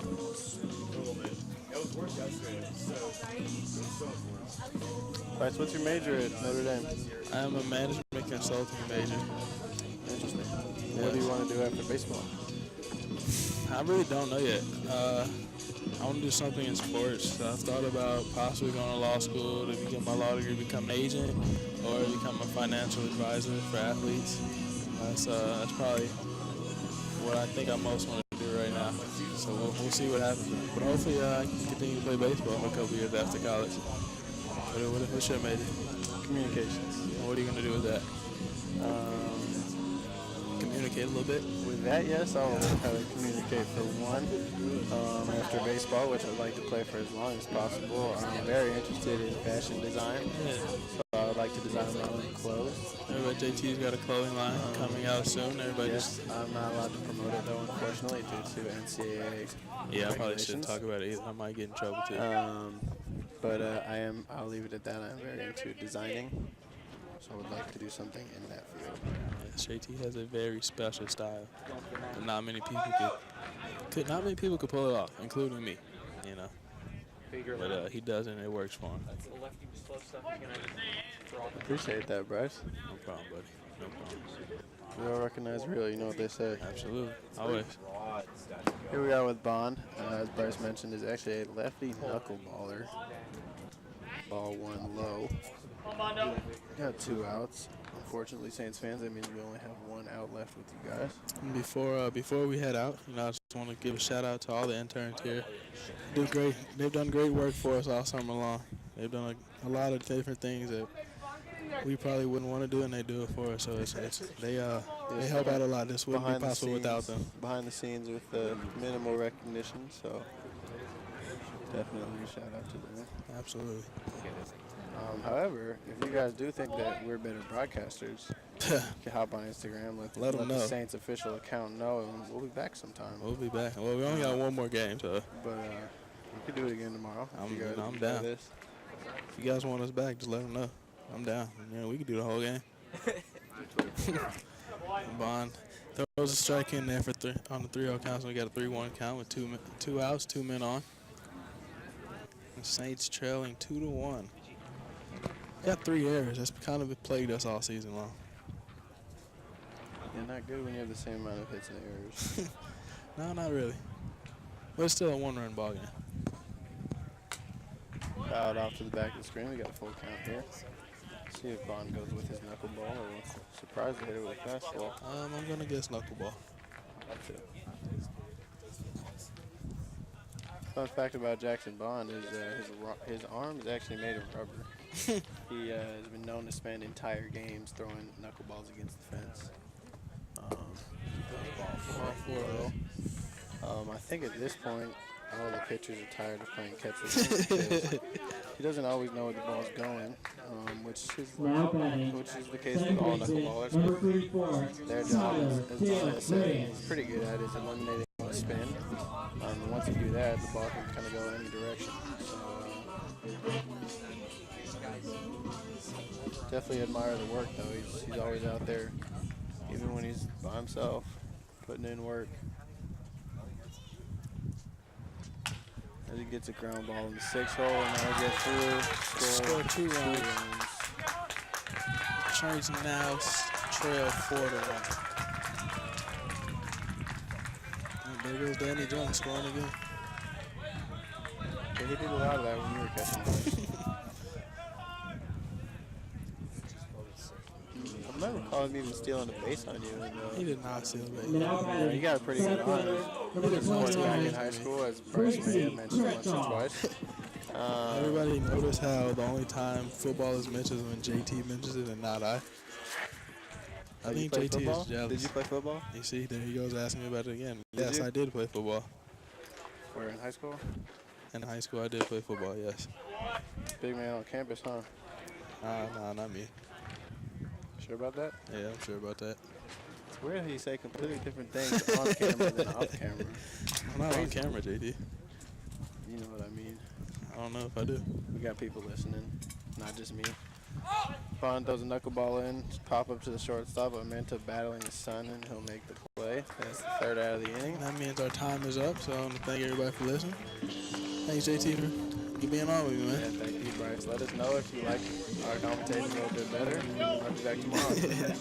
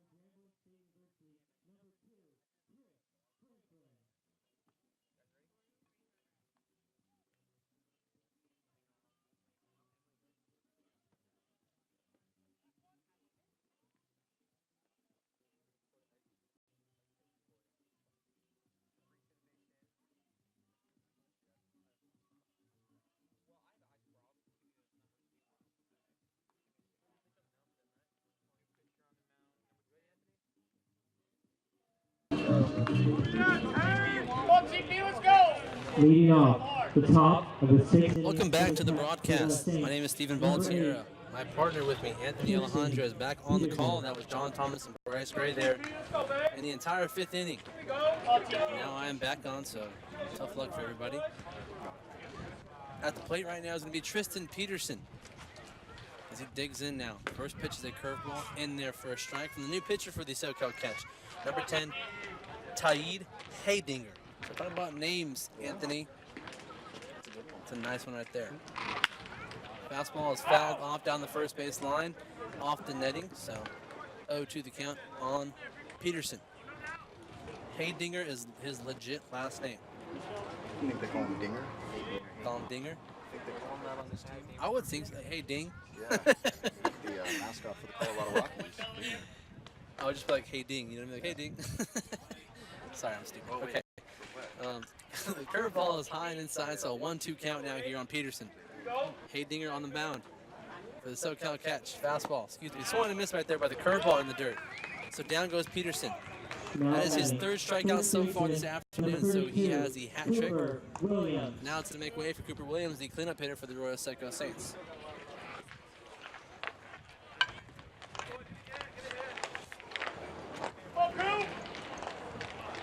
So Haydinger comes in and strikes out Peterson to lead off the top of the 6th inning. Fastball now is in there for a strike, so 0-1 the count on Williams. The SoCal catch put up a 3 spot in the bottom of the 5th inning and took a 4-1 lead. After the Arroyo Seco Saints put up a 1 spot in the top of the 5th inning as Williams grounds this one over to second base. Second baseman for the SoCal catch, the new second baseman actually for the SoCal catch, number 2, I believe, Christian Franklin. So Franklin takes over for Skyler De Los Reyes over at second, and he puts Corey Williams for the second out here in the bottom of the 6th inning, top of the 6th inning, excuse me. Haydinger has pitched in 24 innings this season for the SoCal catch. Currently got an ERA of 7.12 on the season.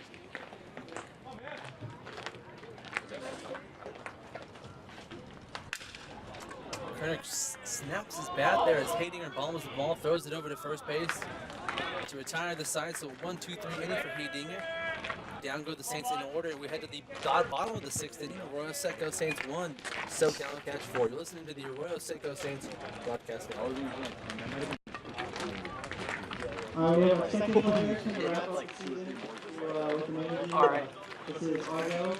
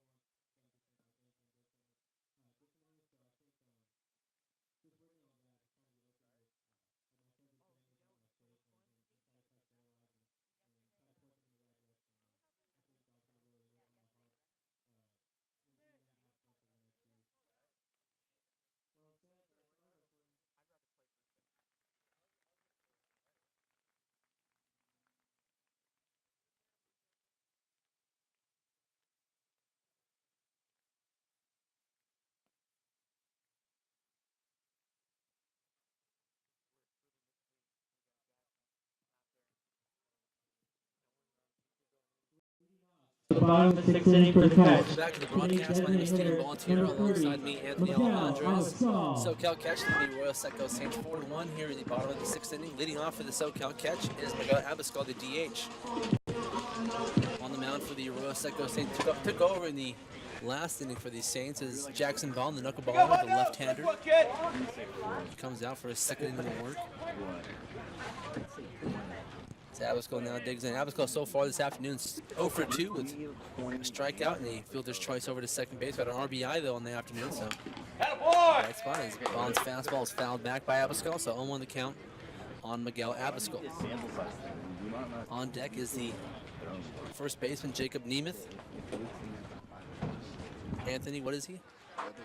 I just wanted to get it. Knuckleball now is low and outside in the dirt, so a 1-1 count now here on Abiskal. We're in the bottom of the 6th inning. The SoCal Catch put a 3 spot in the bottom of the 5th inning, so it's a 4-1 game now. SoCal Catch lead over the Arroyo Seco Saints as Abiskal grounds one over to Armenta, shortstop. He throws it on to first base. Nice throw for the first out here in the bottom of the 6th inning. So nice play by Armenta. Put out Abiskal for the first out. Now it's going to make way for the behemoth, Jacob Nemeth. Nemeth so far this afternoon 0 for 2 as well. Struck out in his first at-bat. Grounded out to the pitcher in his last at-bat, so not too much production from the bottom of the lineup so far for the SoCal Catch. Jackson Bond gets set. Now his first pitch to Nemeth. Fastball in the dirt. So a 1-0 count on the first baseman. What is it? As I mentioned, Jacob Nemeth from Azusa Pacific University, so got to see him quite a bit so far this past spring. From May, April, and March. Knuckleball in the dirt there, so a 2-0 count now here on Nemeth. APU was the #1 team in the country in Division II baseball for the longest time so far this past season. They were bounced in the regionals of the Division II playoffs. They hosted the regionals, were closed out by UC San Diego, has moved on to the College World Series over in Cary, North Carolina. 3-0 count now here on Nemeth. As Jackson Bond's knuckleball is now in the dirt, and he walks Nemeth on 4 pitches. So a 1-out walk there by Bond. Now it's going to make way for number 9 hole hitter and David Martinez. David Martinez. So David Martinez will now dig in for the SoCal Catch. He's the 9 hole hitter and the catcher for the Catch this afternoon. Martinez that pushing 45 on the season. Oh, yeah. SoCal.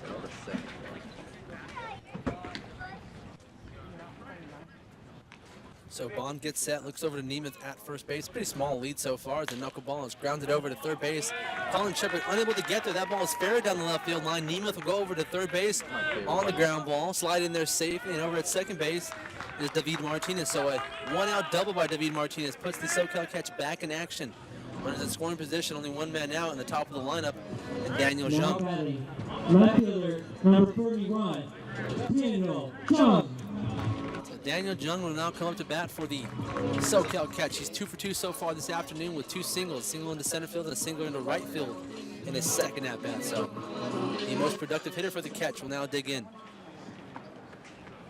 you mentioned it earlier in the game, 11th best batting average in CCL. He's definitely had a great season. Definitely not a guy you want to have to face in this situation for a scoring position. We'll now have a pinch runner for Jacob Nemeth over at third base. As Bond will now get set. We'll get that pinch runner, I'll get you that information. As knuckleball's in there for strikes. Number 27 for the SoCal Catch, Grant Robbins. So Grant Robbins from Las Vegas, Nevada will go ahead and take over from Nemeth over at third base as the pinch runner. Jackson Bond now gets set. You saw Grant Robbins yesterday. He got started for the SoCal Catch. Ended up going 1 for 5 in the ball game. Had 1 RBI. Jackson Bond's knuckleball is high and outside, so 1-1 count.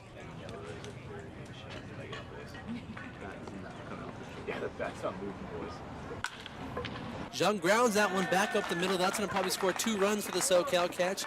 Coming around to score is Robbins. The throw right there will be cut off by Jackson Bond and allows Martinez to come around to score. And that might have been a no-no there by Bond, as the throw could have possibly got Martinez coming home on the second run there for the SoCal Catch. As catcher Mitch Kernan went up to go talk to him. They might have been talking about that play right there. So 2 runs nonetheless will score for the SoCal Catch, and all of a sudden they have a 6-1 lead over the Arroyo Seco Saints. Second baseman, number 2, Chris Franklin. Now it's going to make way for Kristen Franklin. He will take over for Omar Ortiz in the lineup after Daniel Jung is now 3 for 3 this afternoon. Pitching coach Matthew Trooper going out to the mound and talk to his young left-handed knuckleball. Franklin is another guy we saw in yesterday's game. Didn't end up getting enough hits, but had a productive game another way. Taking 30 walks for the Catch. So Jackson Bond really struggling right now here in the bottom of the 6th inning, giving up 2 runs. But once was a close game, is now a 6-1 ball game. The Catch kind of opened this one up, but still a lot of time left. 3 innings left in the ball game, so Saints need to get at it, though, pretty soon. Christian Franklin will now dig in for the SoCal catch. The second baseman takes Omar Ortiz's spot in the lineup. Really? Well, I'm not gonna spend my skill points. First pitch, a knuckleball in the dirt, so it's a ball, 1-0 the count on Franklin. Franklin so far this season batting .219 on the season. Had 101 plate appearances, so not much production out of that spot. Knuckleball once again. This one catches the zone though, so 1-1 count on Franklin. Only one man out here in the bottom of the 6th inning. Arroyo Seco trails the SoCal catch 6-1. Runner at first base is Daniel Zhang after he singled to center field to score 2 runs for the SoCal catch, and Bond throws this one down the right field line, and that's going to allow Zhang to move over to second base. So a bad inning is only getting worse so far at this point for Bond as he's trying to find his rhythm, get back in the zone. Unfortunately, we've seen that too many times today. That big attempt over at first is not able to sync up. So Jackson Bond really trying to find his footing here in the bottom of the 6th inning. Charles Peacock, time here with the Saints is done after he exited the ball game in the 5th inning as Franklin grounds that one down the first base line but foul. So Peacock will finish his time here in the CCL for the 2018 season.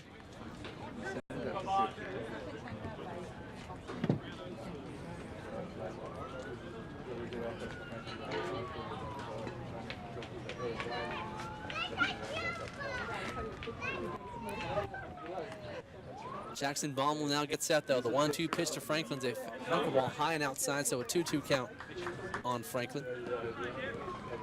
This is the last matchup between the SoCal catch and the Arroyo Seco Saints this season.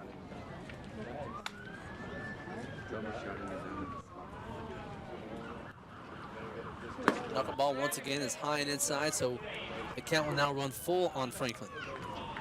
Lost away game so far for the Arroyo Seco Saints, so the last time you'll see them in their gray uniforms. They'll put them away until next season, the 2019 CCL season. Hopefully it'll be a better one for the Saints. This is game 5 of the season series between these two teams. Yesterday was really the first one that wasn't a close ball game out of all the 4 they played so far. Right now, obviously, still the opportunity for the Saints to get back in this one and make it a close ball game. With the exception of last night, all the other 3 games were 1-run ball games. Franklin slapped that one down the first base line and almost into the SoCal catch dugout. Sky down the right field line and off the netting here, foul ball.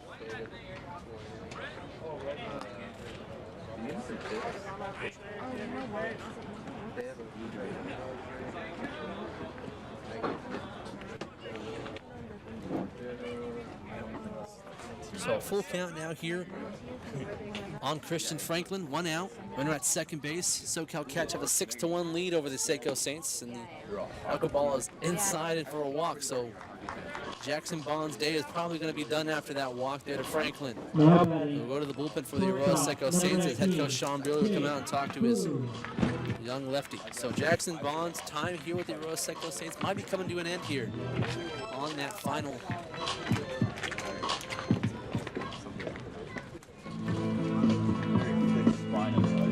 Pitcher on the mound for the Arroyo Seco Saints. When we come back, we will have the new pitcher and go ahead and give you that information. Listen to the Arroyo Seco Saints broadcasting. So Marcus and Wilson, please tell us. What's that?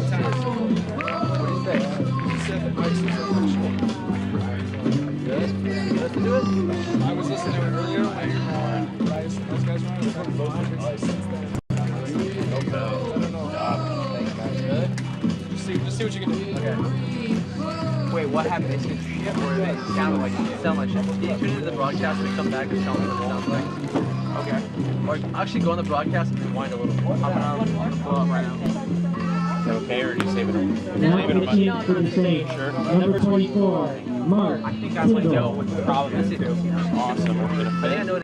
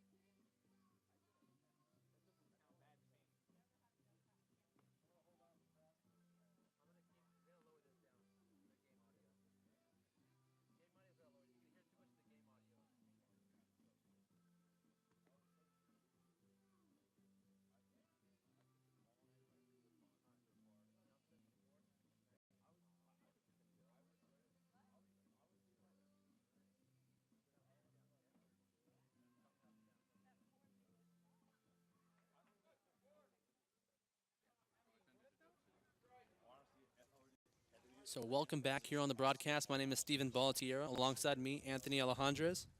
Arroyo Seco is trailing the SoCal Catch 6-1 here in the bottom of the 6th inning. Digging in now for the SoCal Catch is going to be Jake Boone, the shortstop this afternoon. Mark Tyndall, the new pitcher on the mound for the Arroyo Seco Saints. So he'll get probably his last piece of action here for the season for the Saints as the fastball is high and inside. So a 1-0 count on Jake Boone. Tyndall's gone 18 2/3 innings on the season, currently an 8.68 ERA for the Saints. So runners at first and second. Christian Franklin leads from first base. At second base is Daniel Jung, the leadoff hitter for the Saints. For the Catch. Jake Boone at the plate. Fastball is in there for a strike from Tyndall. So 1-1 the count. One man out here, bottom of the 6th inning. Here at Biola University in La Mirada, California.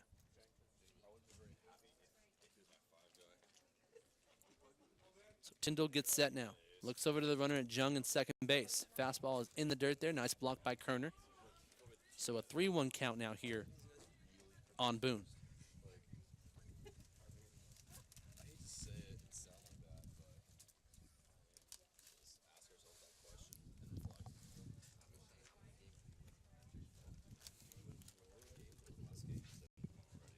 So Tyndall now gets set, 2-1 count, one man out. Bottom of the 6th inning. Boone drives that one deep down the left field line. If it's fair, it might be out of here. That is a foul ball. So Boone gave it a ride there. 325 down the left field line, but it is a foul ball, so just a long strike right there. Yep, a long, dramatic strike. Especially from where we're sitting, because we really have a hard time telling one way or the other whether or not that's fair or safe from here. The count now is 2-2 on Jake Boone. The product from Torrey Pines High School. Teammate of Bennett McCaskill in high school. Father is Brett Boone of the Seattle Mariners. Uncle is Aaron Boone, of the manager of the New York Yankees. Tyndall gets set now. Looks at the runner at second. Fastball is in the dirt there, so the count will run full on Boone.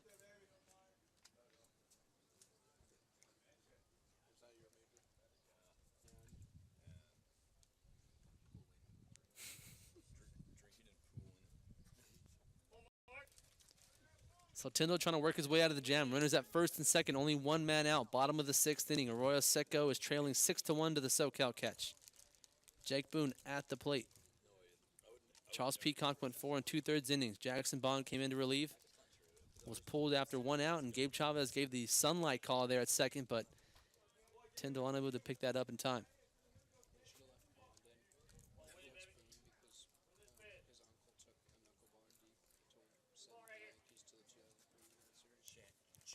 So Tyndall gets set now, the full count pitch. Fastball is grounded over to third base. Colin Chipper comes up on it, picks it up, throws it onto first base. Not in time, as Cooper Williams will be unable to dig that out of the dirt. And now we have bases loaded, only one man out.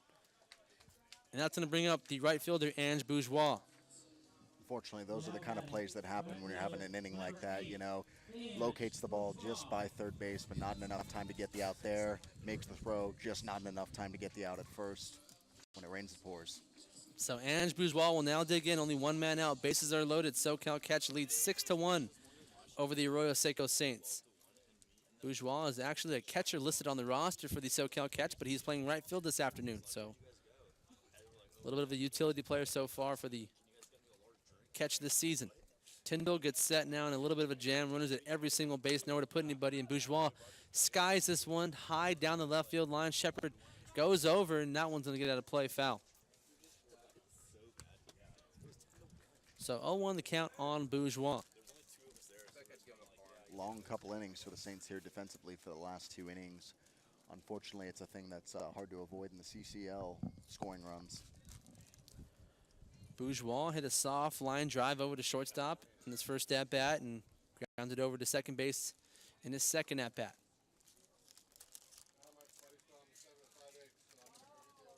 Tyndall gets set now, looks over to Jung at third base. Changeup grounded softly over to first base. So 0-2 quickly the count on Bourgeois. Tyndall in major need of a strikeout right here. Cannot afford to really let Bourgeois put the ball in play. Might score another run for the SoCal Catch. Absolutely, definitely hoping for one of these bailouts here, hoping for a double play here to end this inning and, minimize this damage best as possible. Big strikeout there from Tyndall as he strikes out Bourgeois on 3 pitches. So 2 outs now here in the bottom of the 6th inning. Bases are still loaded, but a huge out there from Mark Tyndall, and now it's going to make way for number 3, a new pinch hitter for the SoCal Catch, number 3, Zach Philos. So Zach Philos is a pitcher listed on the SoCal Catch roster. He is also hitting, so another guy might go a dual player in college. Zach Philos will now dig in the first pitch, a fastball in there from Tyndall, so 0-1 the count on Philos. Philos, 5'10", junior from Murrieta, California, goes to Corbin University.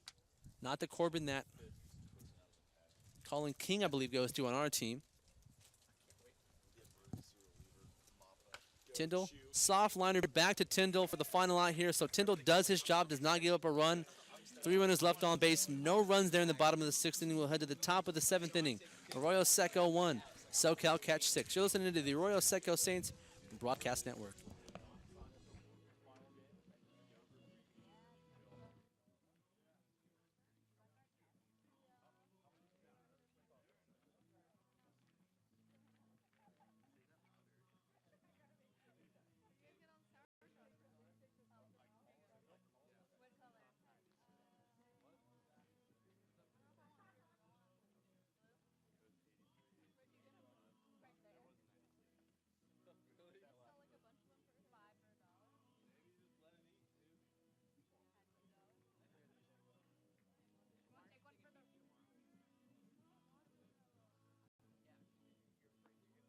Ladies and gentlemen, time to get wild. Now on the mound for the Catch, from Colorado University, number 7, Dalen Miley.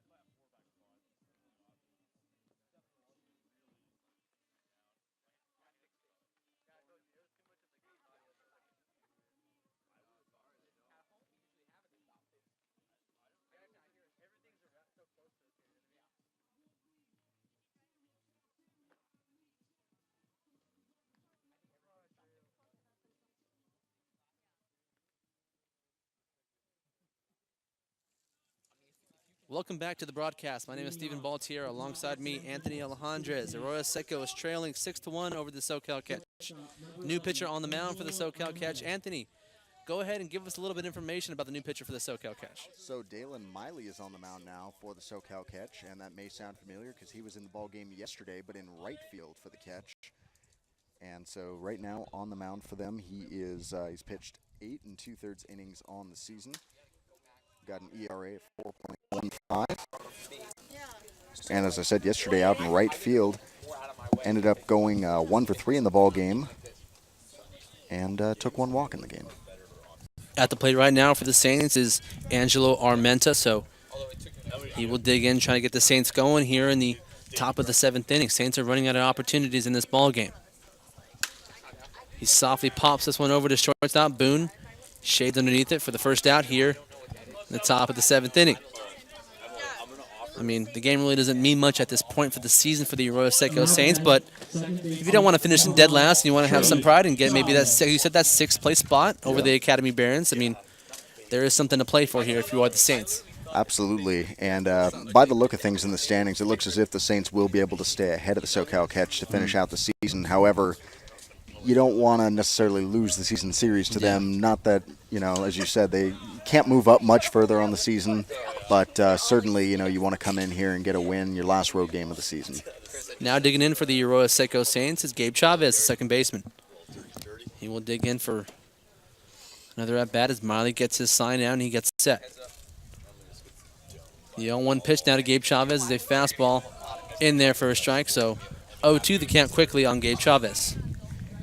And for the sake of, a little added entertainment to tomorrow's game, certainly got to hope that the Academy Barons drop today's game so that we can go into tomorrow with kind of a you ever see the movie Semi-Pro? I have. Fourth place. Yeah. Let's go for sixth place, man.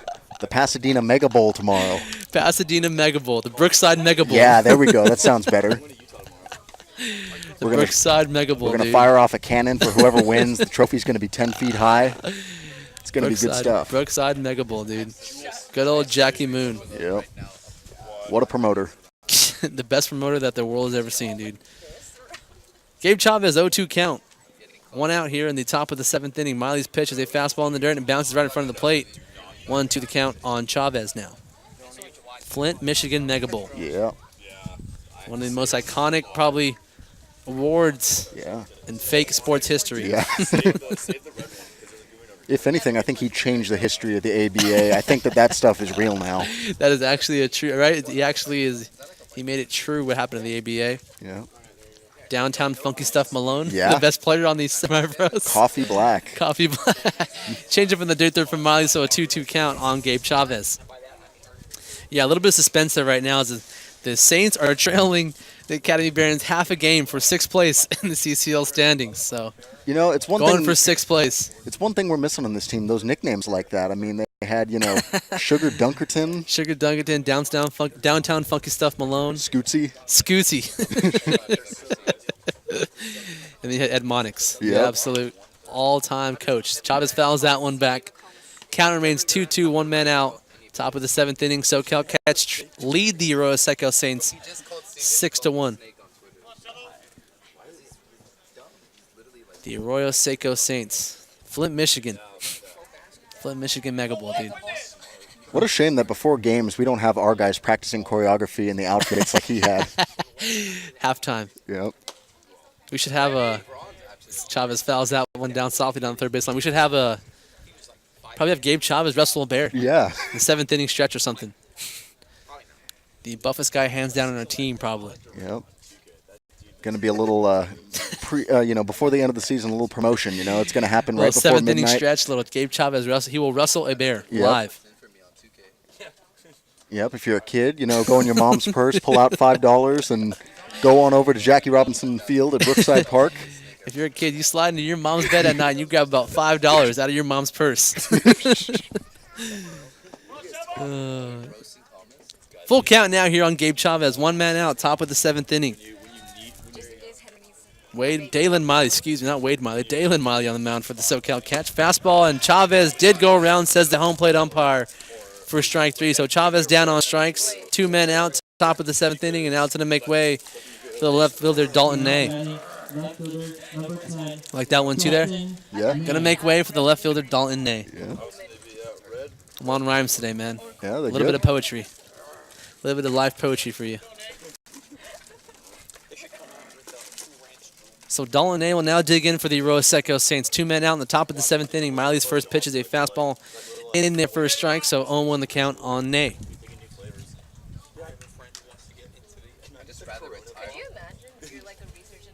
But actually, really think of, obviously, there's no playoff implications or nothing really significant behind it, but tomorrow there is a lot to play for if you're the Barons and the Saints. You want that sixth place spot. I know Absolutely. It's obviously not much value to it, but if you want to have a little bit of bragging rights, I guess, going into the offseason. Absolutely.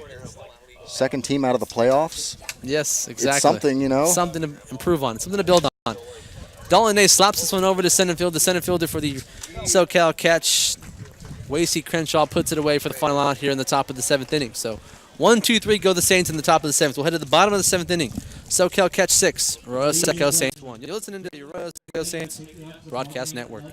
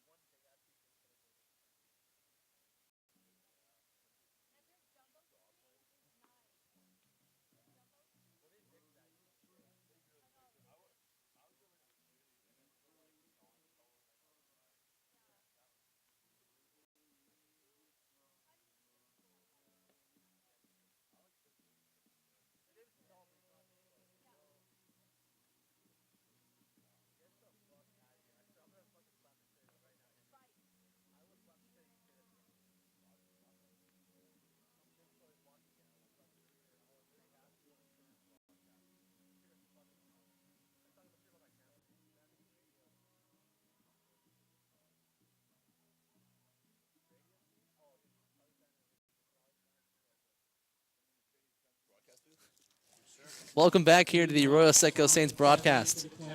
Center fielder, number 29. Mark Tyndall out for his second inning of work and now digging in for the SoCal catch. Welcome back to the Miharis. It's going to be number 29, Wasey Crenshaw. My name is Steven Baltiera. Alongside me, Anthony Alejandrez, as Crenshaw grounds that one down the first base line and foul. 0-1 the count on the center fielder. Anthony, this is our last game together. We have 2 more innings together. Yeah, This man. will be it for the broadcast of this season. For us, at least. It's been a ride, man. It's been a nice ride, all right? From Yeah. Santa Barbara to Urban Youth Academy to Brookside Park as Crenshaw slaps this one into right field for a base hit just past the glove of Gabe Chavez. So a leadoff single from Crenshaw. Yeah, been a great broadcast, though, you know. Like I said, we did a lot of traveling, a lot of games, a lot of good fun. Yeah. Not a lot of wins. Yeah. Got to be honest, not a lot of wins, but a lot of fun on the broadcast. Always love broadcasting. Now digging in for the SoCal catch is Miguel Abascal, the outfielder for the catch. He will dig in with the runner at first base and Wasey Crenshaw. Nobody out in the the bottom of the 7th inning. SoCal catch leads 6-1 over the Arroyo Seco Saints. Mark Tyndall's pitch is a fastball, just misses outside, so a 1-0 count on Abascal. Yeah, and I'll tell you what, Steven, since I've only done about half the games this season, this thing has just breezed by and I'm such Oh, a yeah. hurry. I'm sure for a lot of the, like for people like you who do not only the game broadcast, but you do a lot of the media stuff with the team, you're here for a lot of the games. Yes. And I'm sure it's felt a little bit longer, but for me, like, it's crazy to believe, it's a 6-week season. It's already Yeah. not that long to begin with, but Very true. it feels like it's gone by in a blur. Yeah, it's been very fast. I mean, sometimes it's been kind of slow because like I said, we have not been winning, so that tends to happen, but it does go by pretty fast when you think about it in the long term. Tyndall gets set now. Runner at first base, Wasey Crenshaw. 1-1 count on Abascal. Fastball in there for a strike, so the 1-2 count on Miguel Abascal. I have to mention, too, I like your progress you've made throughout this broadcast, too. I mean, your first day here, I remember you were so very terrified to even speak on the mic. Now you just seem very more loose, and you just seem like it fits you at a whole other level. Thank you. No problem. You have the voice, I'll tell you that much, man. Thank you. Slider in the dirt there from Tyndall, so 2-2 count on Abascal. Dude, have you seen the one like in Africa, like when the wildebeest scoops the lion and just So runner at first base is Wasey Crenshaw. Bottom of the 7th inning. SoCal catch leads 6-1 over the Arroyo Seco Saints. Tyndall gets set now. Abascal at the plate, the 2-2 pitch. Fastball just misses inside, and the count will run full now. the Yankees could be the Bringers' best option. On deck, it's going to be the pinch hitter who took over for Jacob Nemeth at third base in the last inning. It's going to go ahead and be Grant Robbins. So Tyndall gets set now, full count, nobody out. Full count pitch is grounded over to third base. Shepard throws it on to second base. Chavez throws it on to first base for the double play there. And 2 men out quickly in the bottom of the 7th inning. So the 5-4-3 double play helps out Tyndall there. And now we have quickly 2 outs. Now batting for the catch. And Grant Robbins at the plate. Yeah, and you're running out of innings in this ball game. You really can't afford to be giving up any more runs. Big play for them right here. Keeping the opportunity alive for them at least when they come up to bat next. So a nice pitch by Tyndall and a nice play by Shepard, Chavez, and Williams. So Grant Robbins will now dig in for the SoCal catch. First pitch fastball in there for a strike, so 0-1 the count.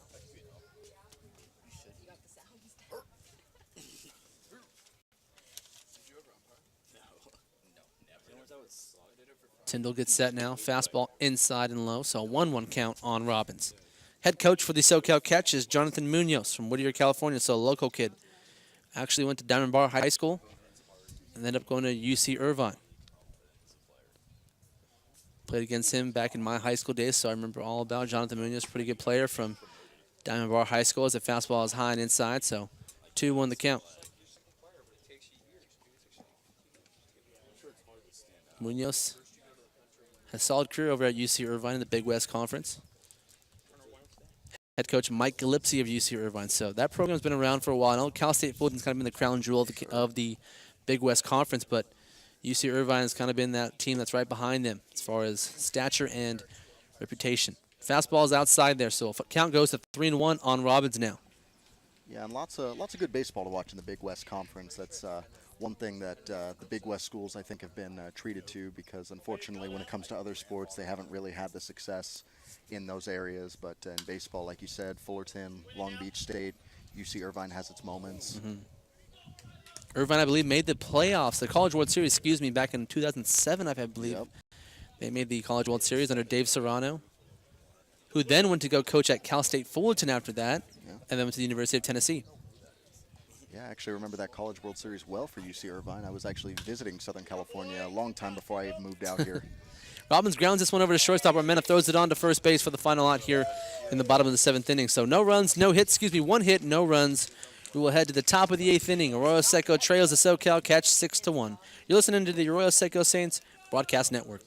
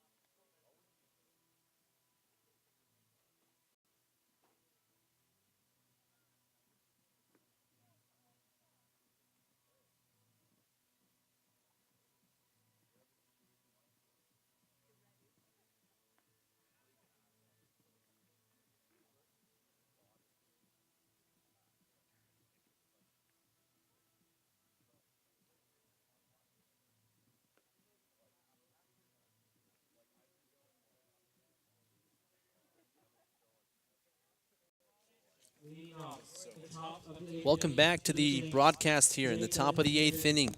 Arroyo Seco trails 6-1 to the SoCal Catch. Now digging in for the Saints is going to be Bobby Fulkerson, the DH this afternoon for the Saints in the 9-hole.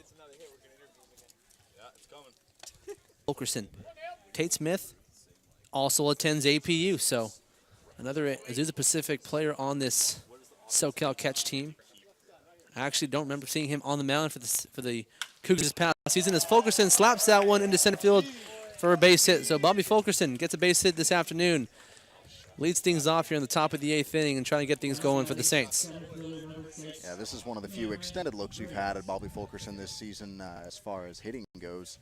You know, he's come in and he's made these appearances late in games this season. Today, him getting a start. 5.60 ERA this season, and then now going into this game was batting .500. It's now digging in for the Saints going to be Cameron Briggs, number 6. Curveball in there for a strike now from Tate Smith, so 0-1 the count on Briggs. And you see Colin Shepard here kind of interacting with some of our guys close by. If that's not live baseball, I don't know what is. That's when you know you're at that point in the season. Yep. Back pick there from the catcher, David Martinez. Not in time to get Fulkerson at first, though. So he slides back in there safely. 1-1 count now here on Briggs. 1-1 count. Runner at first base, Bobby Fulkerson singled up the middle to lead off the top of the 8th inning. On deck, Colin Shepard. Briggs slaps this one down the right field line off the netting, so 1-2 the count on the center fielder. Yeah, some of our guys here offering him some candy. We've seen crazier things at a baseball game than that, though. I have definitely seen crazier things, that is for sure. What would you say is the craziest thing you've seen at a ball game? I got a few things in mind right now, but I'm trying to narrow it down. Yeah, I need to think about that one. Craziest things. Pick over there by Tate Smith. Fulkerson gets back in there safely. So 1-2 remains to count. Nobody out, top of the 8th inning. SoCal Cats lead the Arroyo Seco Saints 6-1. Yeah, that's a tough question, man. As far as craziest things I've ever seen in a baseball game. I've got a couple I'll throw your way. Yeah, give go you ahead. some time to think about it. Go ahead and give me some. So, as you can imagine, they're both at minor league baseball games because that's where crazy stuff Yeah. always happens. First one, Sacramento River Cats game, Rayleigh Field. So they have a gate in center field that really blends in. You can't really tell it's there unless it's open, and that's where all the teams come through before the game. Well, I guess nobody secured it, and we didn't know until extra innings because somebody tried to track down a ball in center field, and they got a hold of the ball, but when they hit the wall, the gate opened, and they dropped it. And Shep has a bunt down the third base line. That's a good bunt. That's going to stay fair. Tate Smith picks it up in fair territory. So runners at first and second, only one man out. Great bunt by Colin Shepard. Now it's going to make way for a new pinch hitter in Nick Lacayo for the Arroyo Seco Saints. So he will pinch hit for Tristan Peterson in the 3-hole. It's Tate Smith now in a little bit of a jam, and the Saints trying to get hot right here in the top of the 8th inning. So go ahead and finish your story there, Anthony. Sorry about that. yeah, so I cannot remember what team they were playing at the time, but whatever the case, they're in extras, and under regular circumstances, totally was going to catch the baseball. But when he hits the wall, the gate opens, and he drops the baseball. Well, whatever the case, the umpires just ignore that part of it, and they say, ball game, because the run did come in. Everybody wanted to go home. That is crazy. So in the 10th inning, they decided, yep, that was fine. Second one, Stockton Ports, Oakland A's single-A affiliate. Was there on a Monday or Tuesday night game. Don't know why I was at a game at that point in the week, but whatever the case, not many people at the ball game. And so you can pretty much hear the loudest people there all game long. And guy sitting close by me, he's got his kids with him, whatever the case, for whatever reason, decided he was just going to drink all night long. And as you could imagine, the more he drank, the louder he got. And late in the game, not many people left. There's a hit by pitch, and he yells onto the field, next time hit him in the head. And as he says that, both the player who got hit. Swing and miss there from Lacayo. So 1-2 count on the catcher. But as he shouts that, the player running to first base and the pitcher both look over at the guy who said it because that's how empty it was and that's how loud he said it, that they knew exactly who said it, and they both looked over to him. That's pretty crazy, man. Yeah, minor league baseball is always a wacky time. Yep. Nick Lacayo at the plate, 1-2 count, one man out. Tate Smith gets set now. Runners at first and second. Curveball is grounded, fouled off his shin, so it'll be a foul ball. Count remains 1-2. Our intern Chris gave me a little stat. Last time we were over here at Biola University, Nick Lacayo had a pinch hit home run in the 9th inning.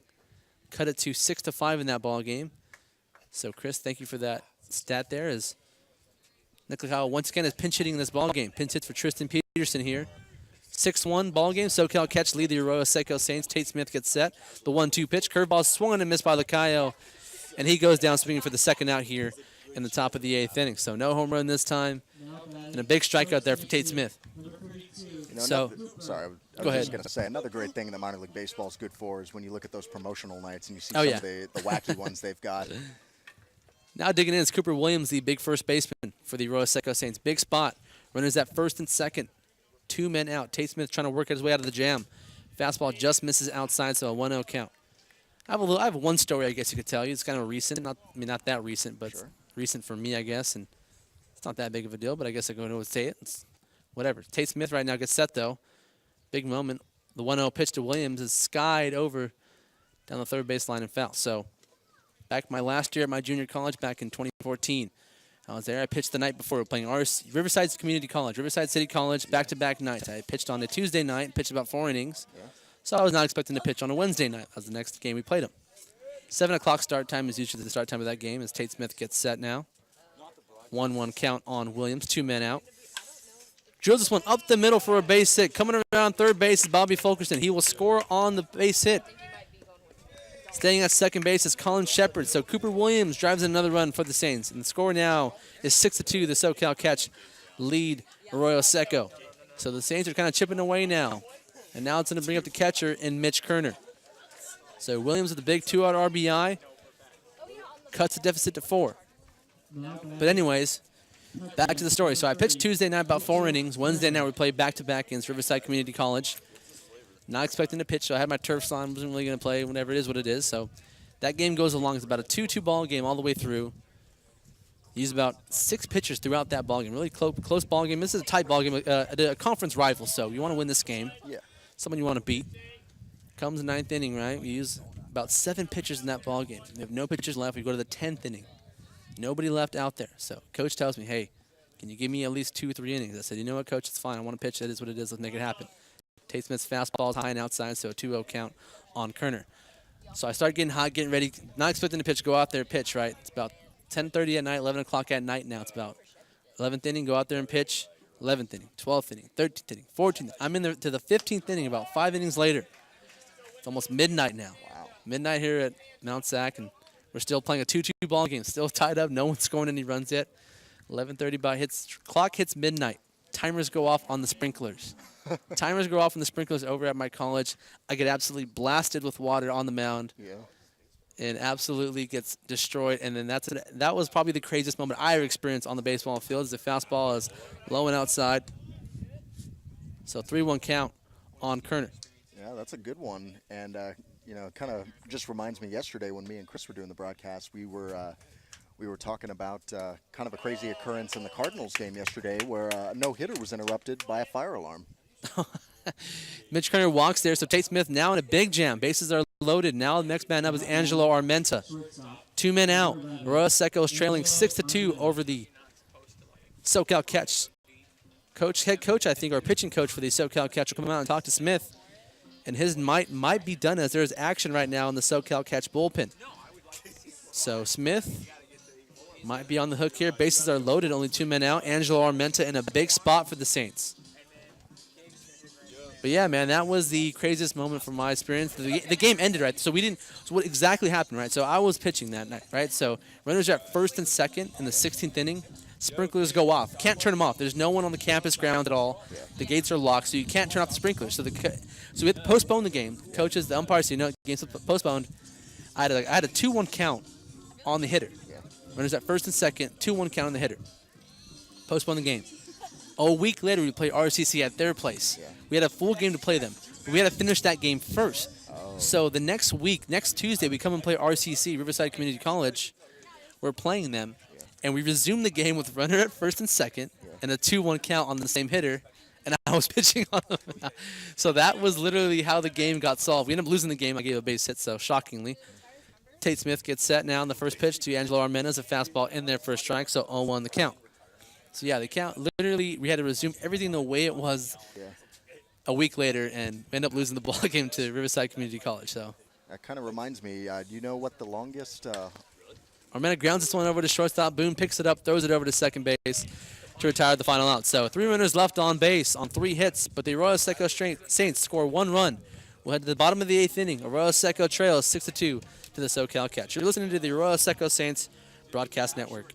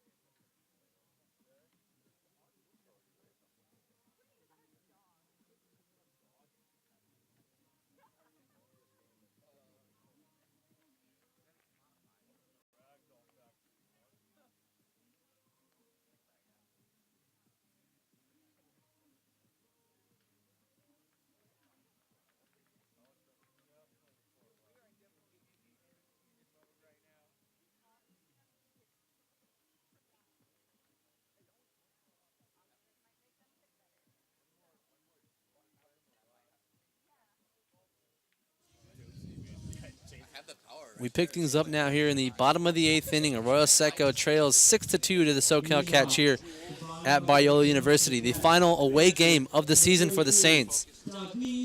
And now digging in is the number 9 hole hitter for the SoCal Catch, and David Martinez.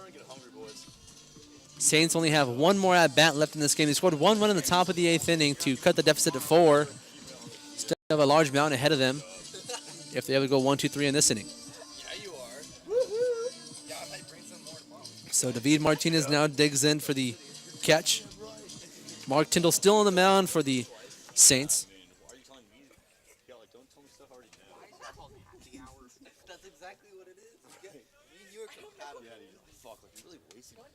So Mark Tyndall now gets set. First pitch in the bottom of the 8th inning is a fastball swung and a miss by Martinez. On deck is Daniel Jung.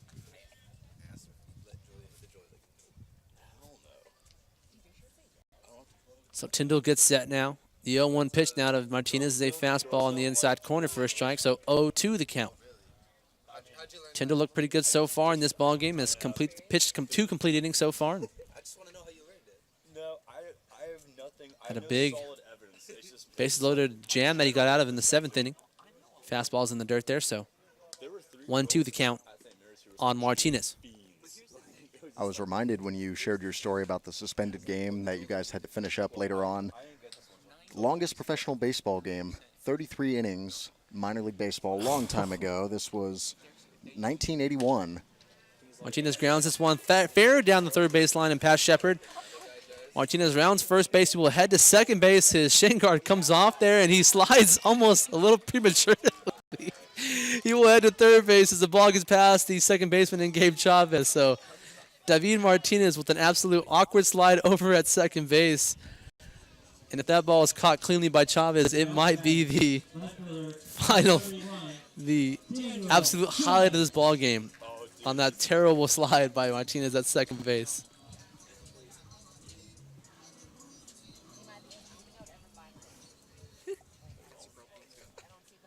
So now digging in is Daniel Jung for the SoCal Catch. He has 3 hits so far this afternoon. The first pitch is a fastball skied off the netting behind us, so 0-1 the count. David Martinez with a leadoff double.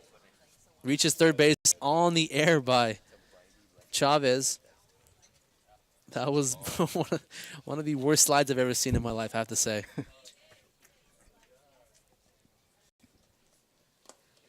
Fastball in the dirt there. Good block there from Kerner, though. 1-1 the count. This is the wrong hitter you want to see if you're the Saints right now. Jung has 3 hits so far this afternoon. 2 RBIs.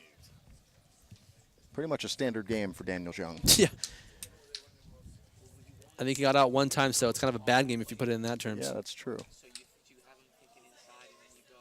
Fastball once again in the dirt, so 2-1 the count on Jung.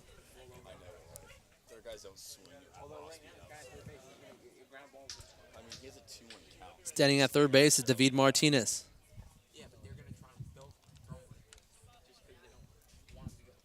Mark Tyndall now gets set. The 2-1 pitch to Jung. Grounded softly over down the first base line. That one's going to go ahead and share.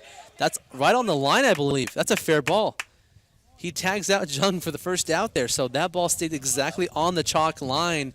And Daniel Jung is out at first, and still at third base is David Martinez. So absolute luck right there for the Saints on that play. It looked like it was about to go foul, but just stopped right there on the chalk. And 1 out. Now it's going to make way for Christian Franklin, the second baseman. Well, when it comes to having Daniel Jung at the plate, I think you take those outs any way you can get them. Yeah, that is an absolute luck out for the Saints right there. And now Franklin digs in.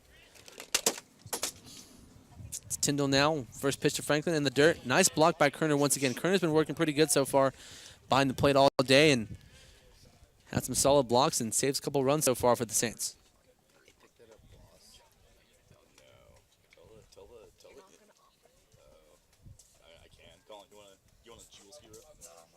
Mark Tyndall now gets set. The first pitch is lined down the left field line and fair. Coming around to score is David Martinez. Franklin heading for second base, and he will be in there with the stand-up double. So an RBI double for Franklin.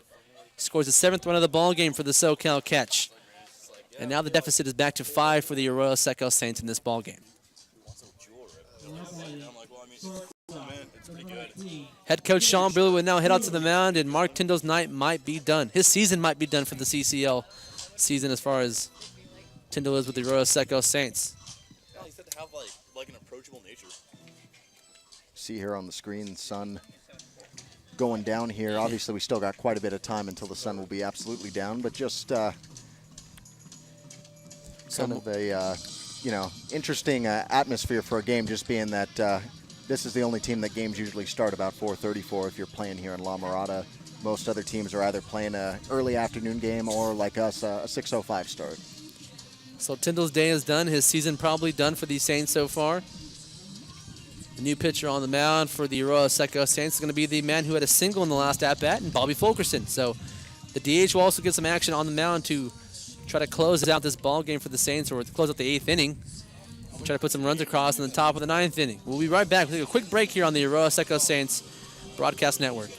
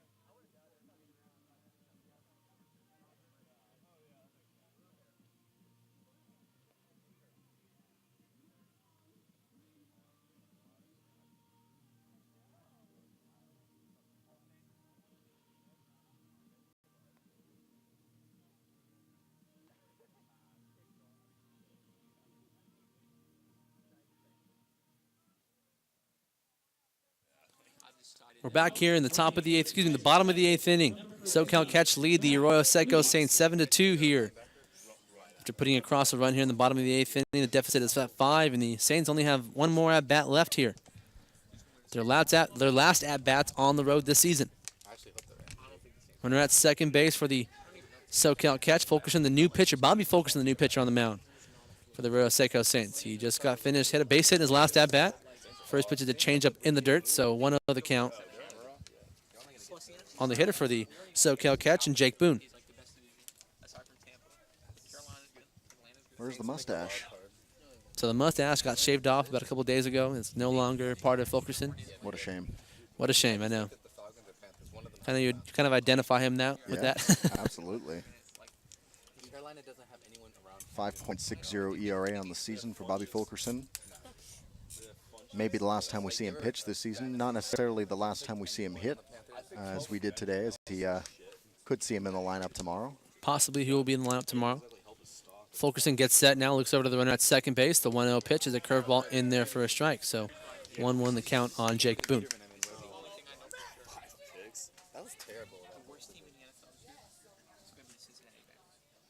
So Fulkerson now gets set, trying to prevent any more damage here in this inning. SoCal Catch have already pushed across one run here in the bottom of the 8th inning. The 1-1 pitch skied over down the right field line shallow. So heading out is Gabe Chavez, the second baseman. He's camped underneath it for the second out here. So now it's going to make way for the cleanup hitter for the SoCal Catch, and Ange Bourgeois.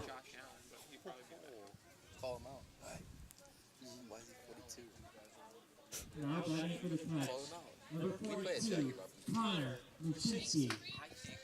So Ange Bourgeois will now dig in for the SoCal Catch. Fulkerson trying to work his way out of this jam. Looks like we actually got Connor Machinsky pinch hitting. You're right. We do have a pinch hitter. You're definitely right there. Left-handed pinch hitter.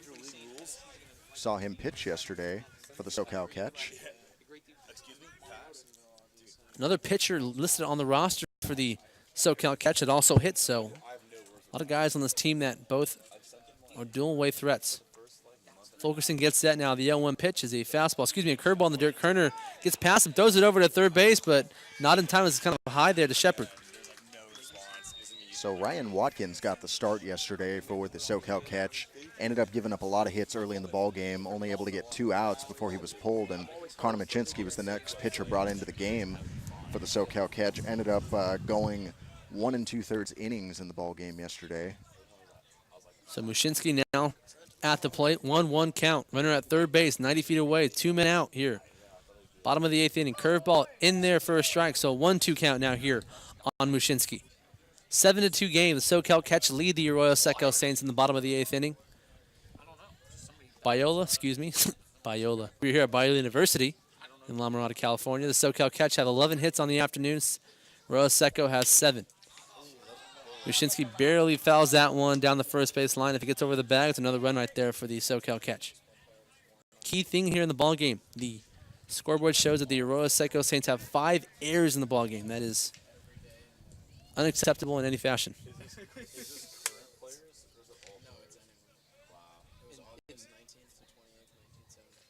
So Fulkerson now gets set. 1-2 count. Fouled back off the netting. So 1-2 remains the count on Mushinski. Muchinski had an incredibly rough outing yesterday on the mound, responsible for 6 of the 10 runs for the Arroyo Seco Saints in the ball game. So Fulkerson trying to work out of the jam right now. 1-2 count, 2 men out, runner at third base. 7-2 ball game. The SoCal Catch lead the Arroyo Seco Saints. Fulkerson gets set now. The 1-2 pitch to Mushinski. Fastball high and outside, so the deuces are wild now here.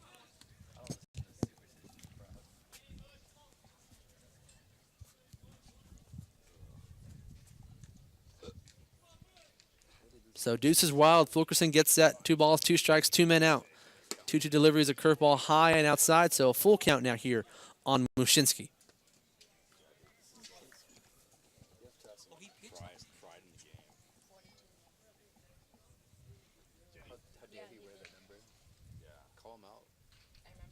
Fulkerson gets set once again. Runner at third base, 7-2 ball game. Curveball in the dirt, and he walks Mushinski there to put runners at the corner. So now it's going to make way for, I believe, another pinch hitter for the SoCal Catch. Actually, he pinch hit last inning is Zachary Vilos. So Zachary Vilos will now come for a second at-bat of the afternoon.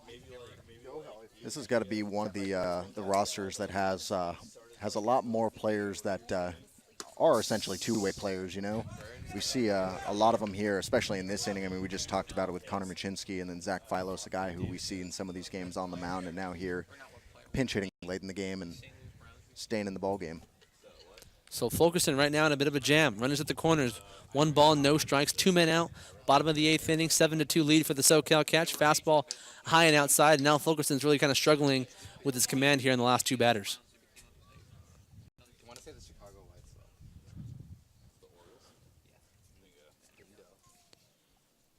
2 balls, no strikes to count on Filos. 2 men out. Wind blowing out to left field. Fulkerson gets that now. The 2-0 delivery is a curveball in there for a strike, so 2-1 the count on Filos. There's a team called Brooklyn Trolley Dodgers that became Dodgers. No, we should. I just don't like doing it after a loss. Curveball in the dirt once again from Fulkerson. Nice block by Kerner again. So 3-1 the count on Filos. Kerner been working really good behind the plate so far this afternoon. The Los Angeles Jewels. Forward it to LAJ. Fulkerson gets set now. Runners at the corners. 2 men out. 3-1 pitch, and he walks back-to-back hitters now. So the bases are loaded. And Mitch Kerner now will go out and talk to his pitcher. So bases are loaded, 2 men out. Arroyo Seco cannot afford to give up any more runs in this ball game as they're already looking at a 7-2 deficit heading into the top of the 9th inning. Absolutely. You know, crazier things have happened in this league. A 5-run ball game in the CCL. Certainly not an incredibly comfortable lead but certainly you don't want to do anything to make that any tougher of a hill to climb for yourself going into this last inning. So now digging in is Wasey Crenshaw, the center fielder for the SoCal Catch. Big spot right here. Bases loaded, 2 men out. 7-2 ball game. Bottom of the 8th inning. Fulkerson gets set. He skies that one out to shallow left field. Heading out is Dalton Ney, who's camped underneath it. And he puts it away for the final out here in the bottom of the 8th inning. So 3 runners left on base, but no runs. Excuse me, 1 run. We'll head to the top of the 9th inning. Last at-bats for the Arroyo Seco Saints. SoCal Catch leads 7-2 over the Saints.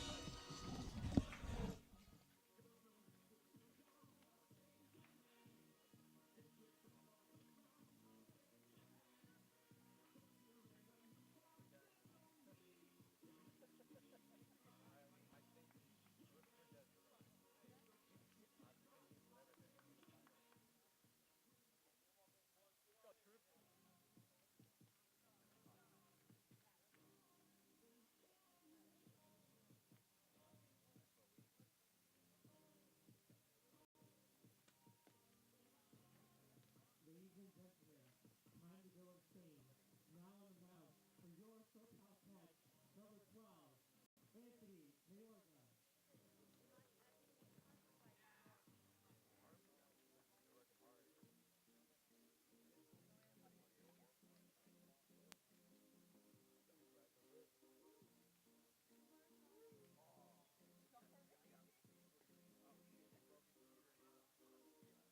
Now playing shortstop for the SoCal Catch, number 26, Ryan Smoot.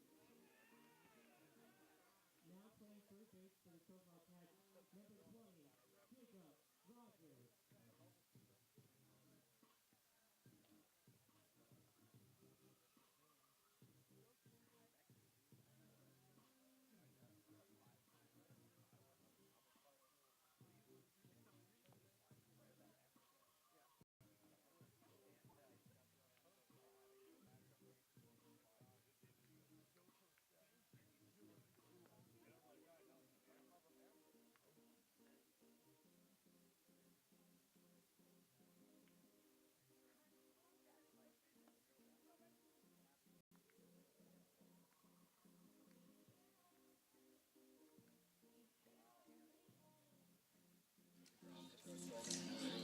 All right, so now we're back in the top of the 9th inning. Last at-bats for the Arroyo Seco Saints. Leading off, the top, Might be their last at-bats of the season on the road so far.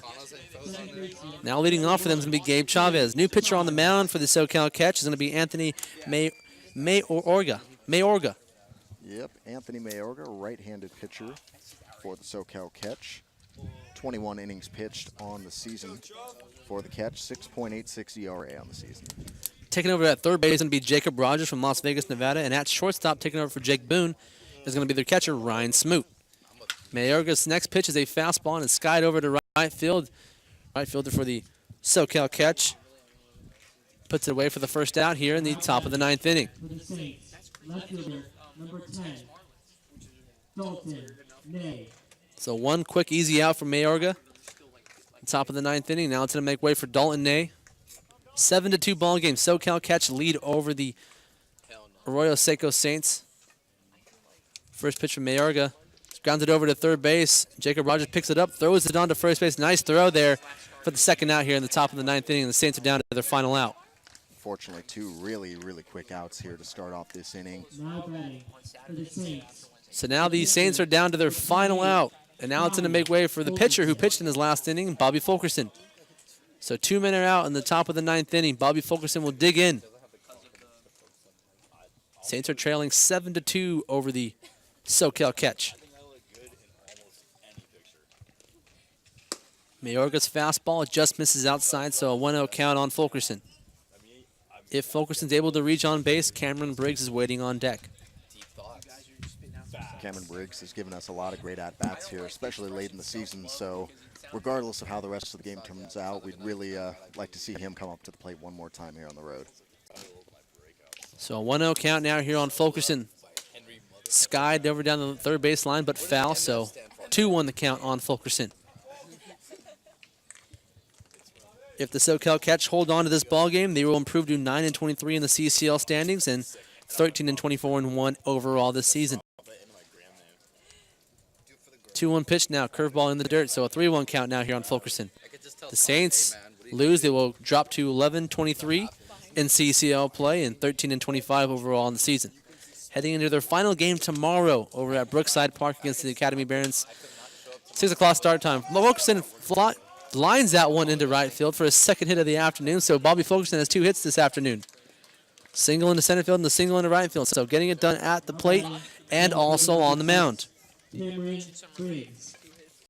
Now digging in is Cameron Briggs for the Saints. So Briggs now is on the verge of keeping this inning alive if he gets on base. Colin Shepard awaiting on deck.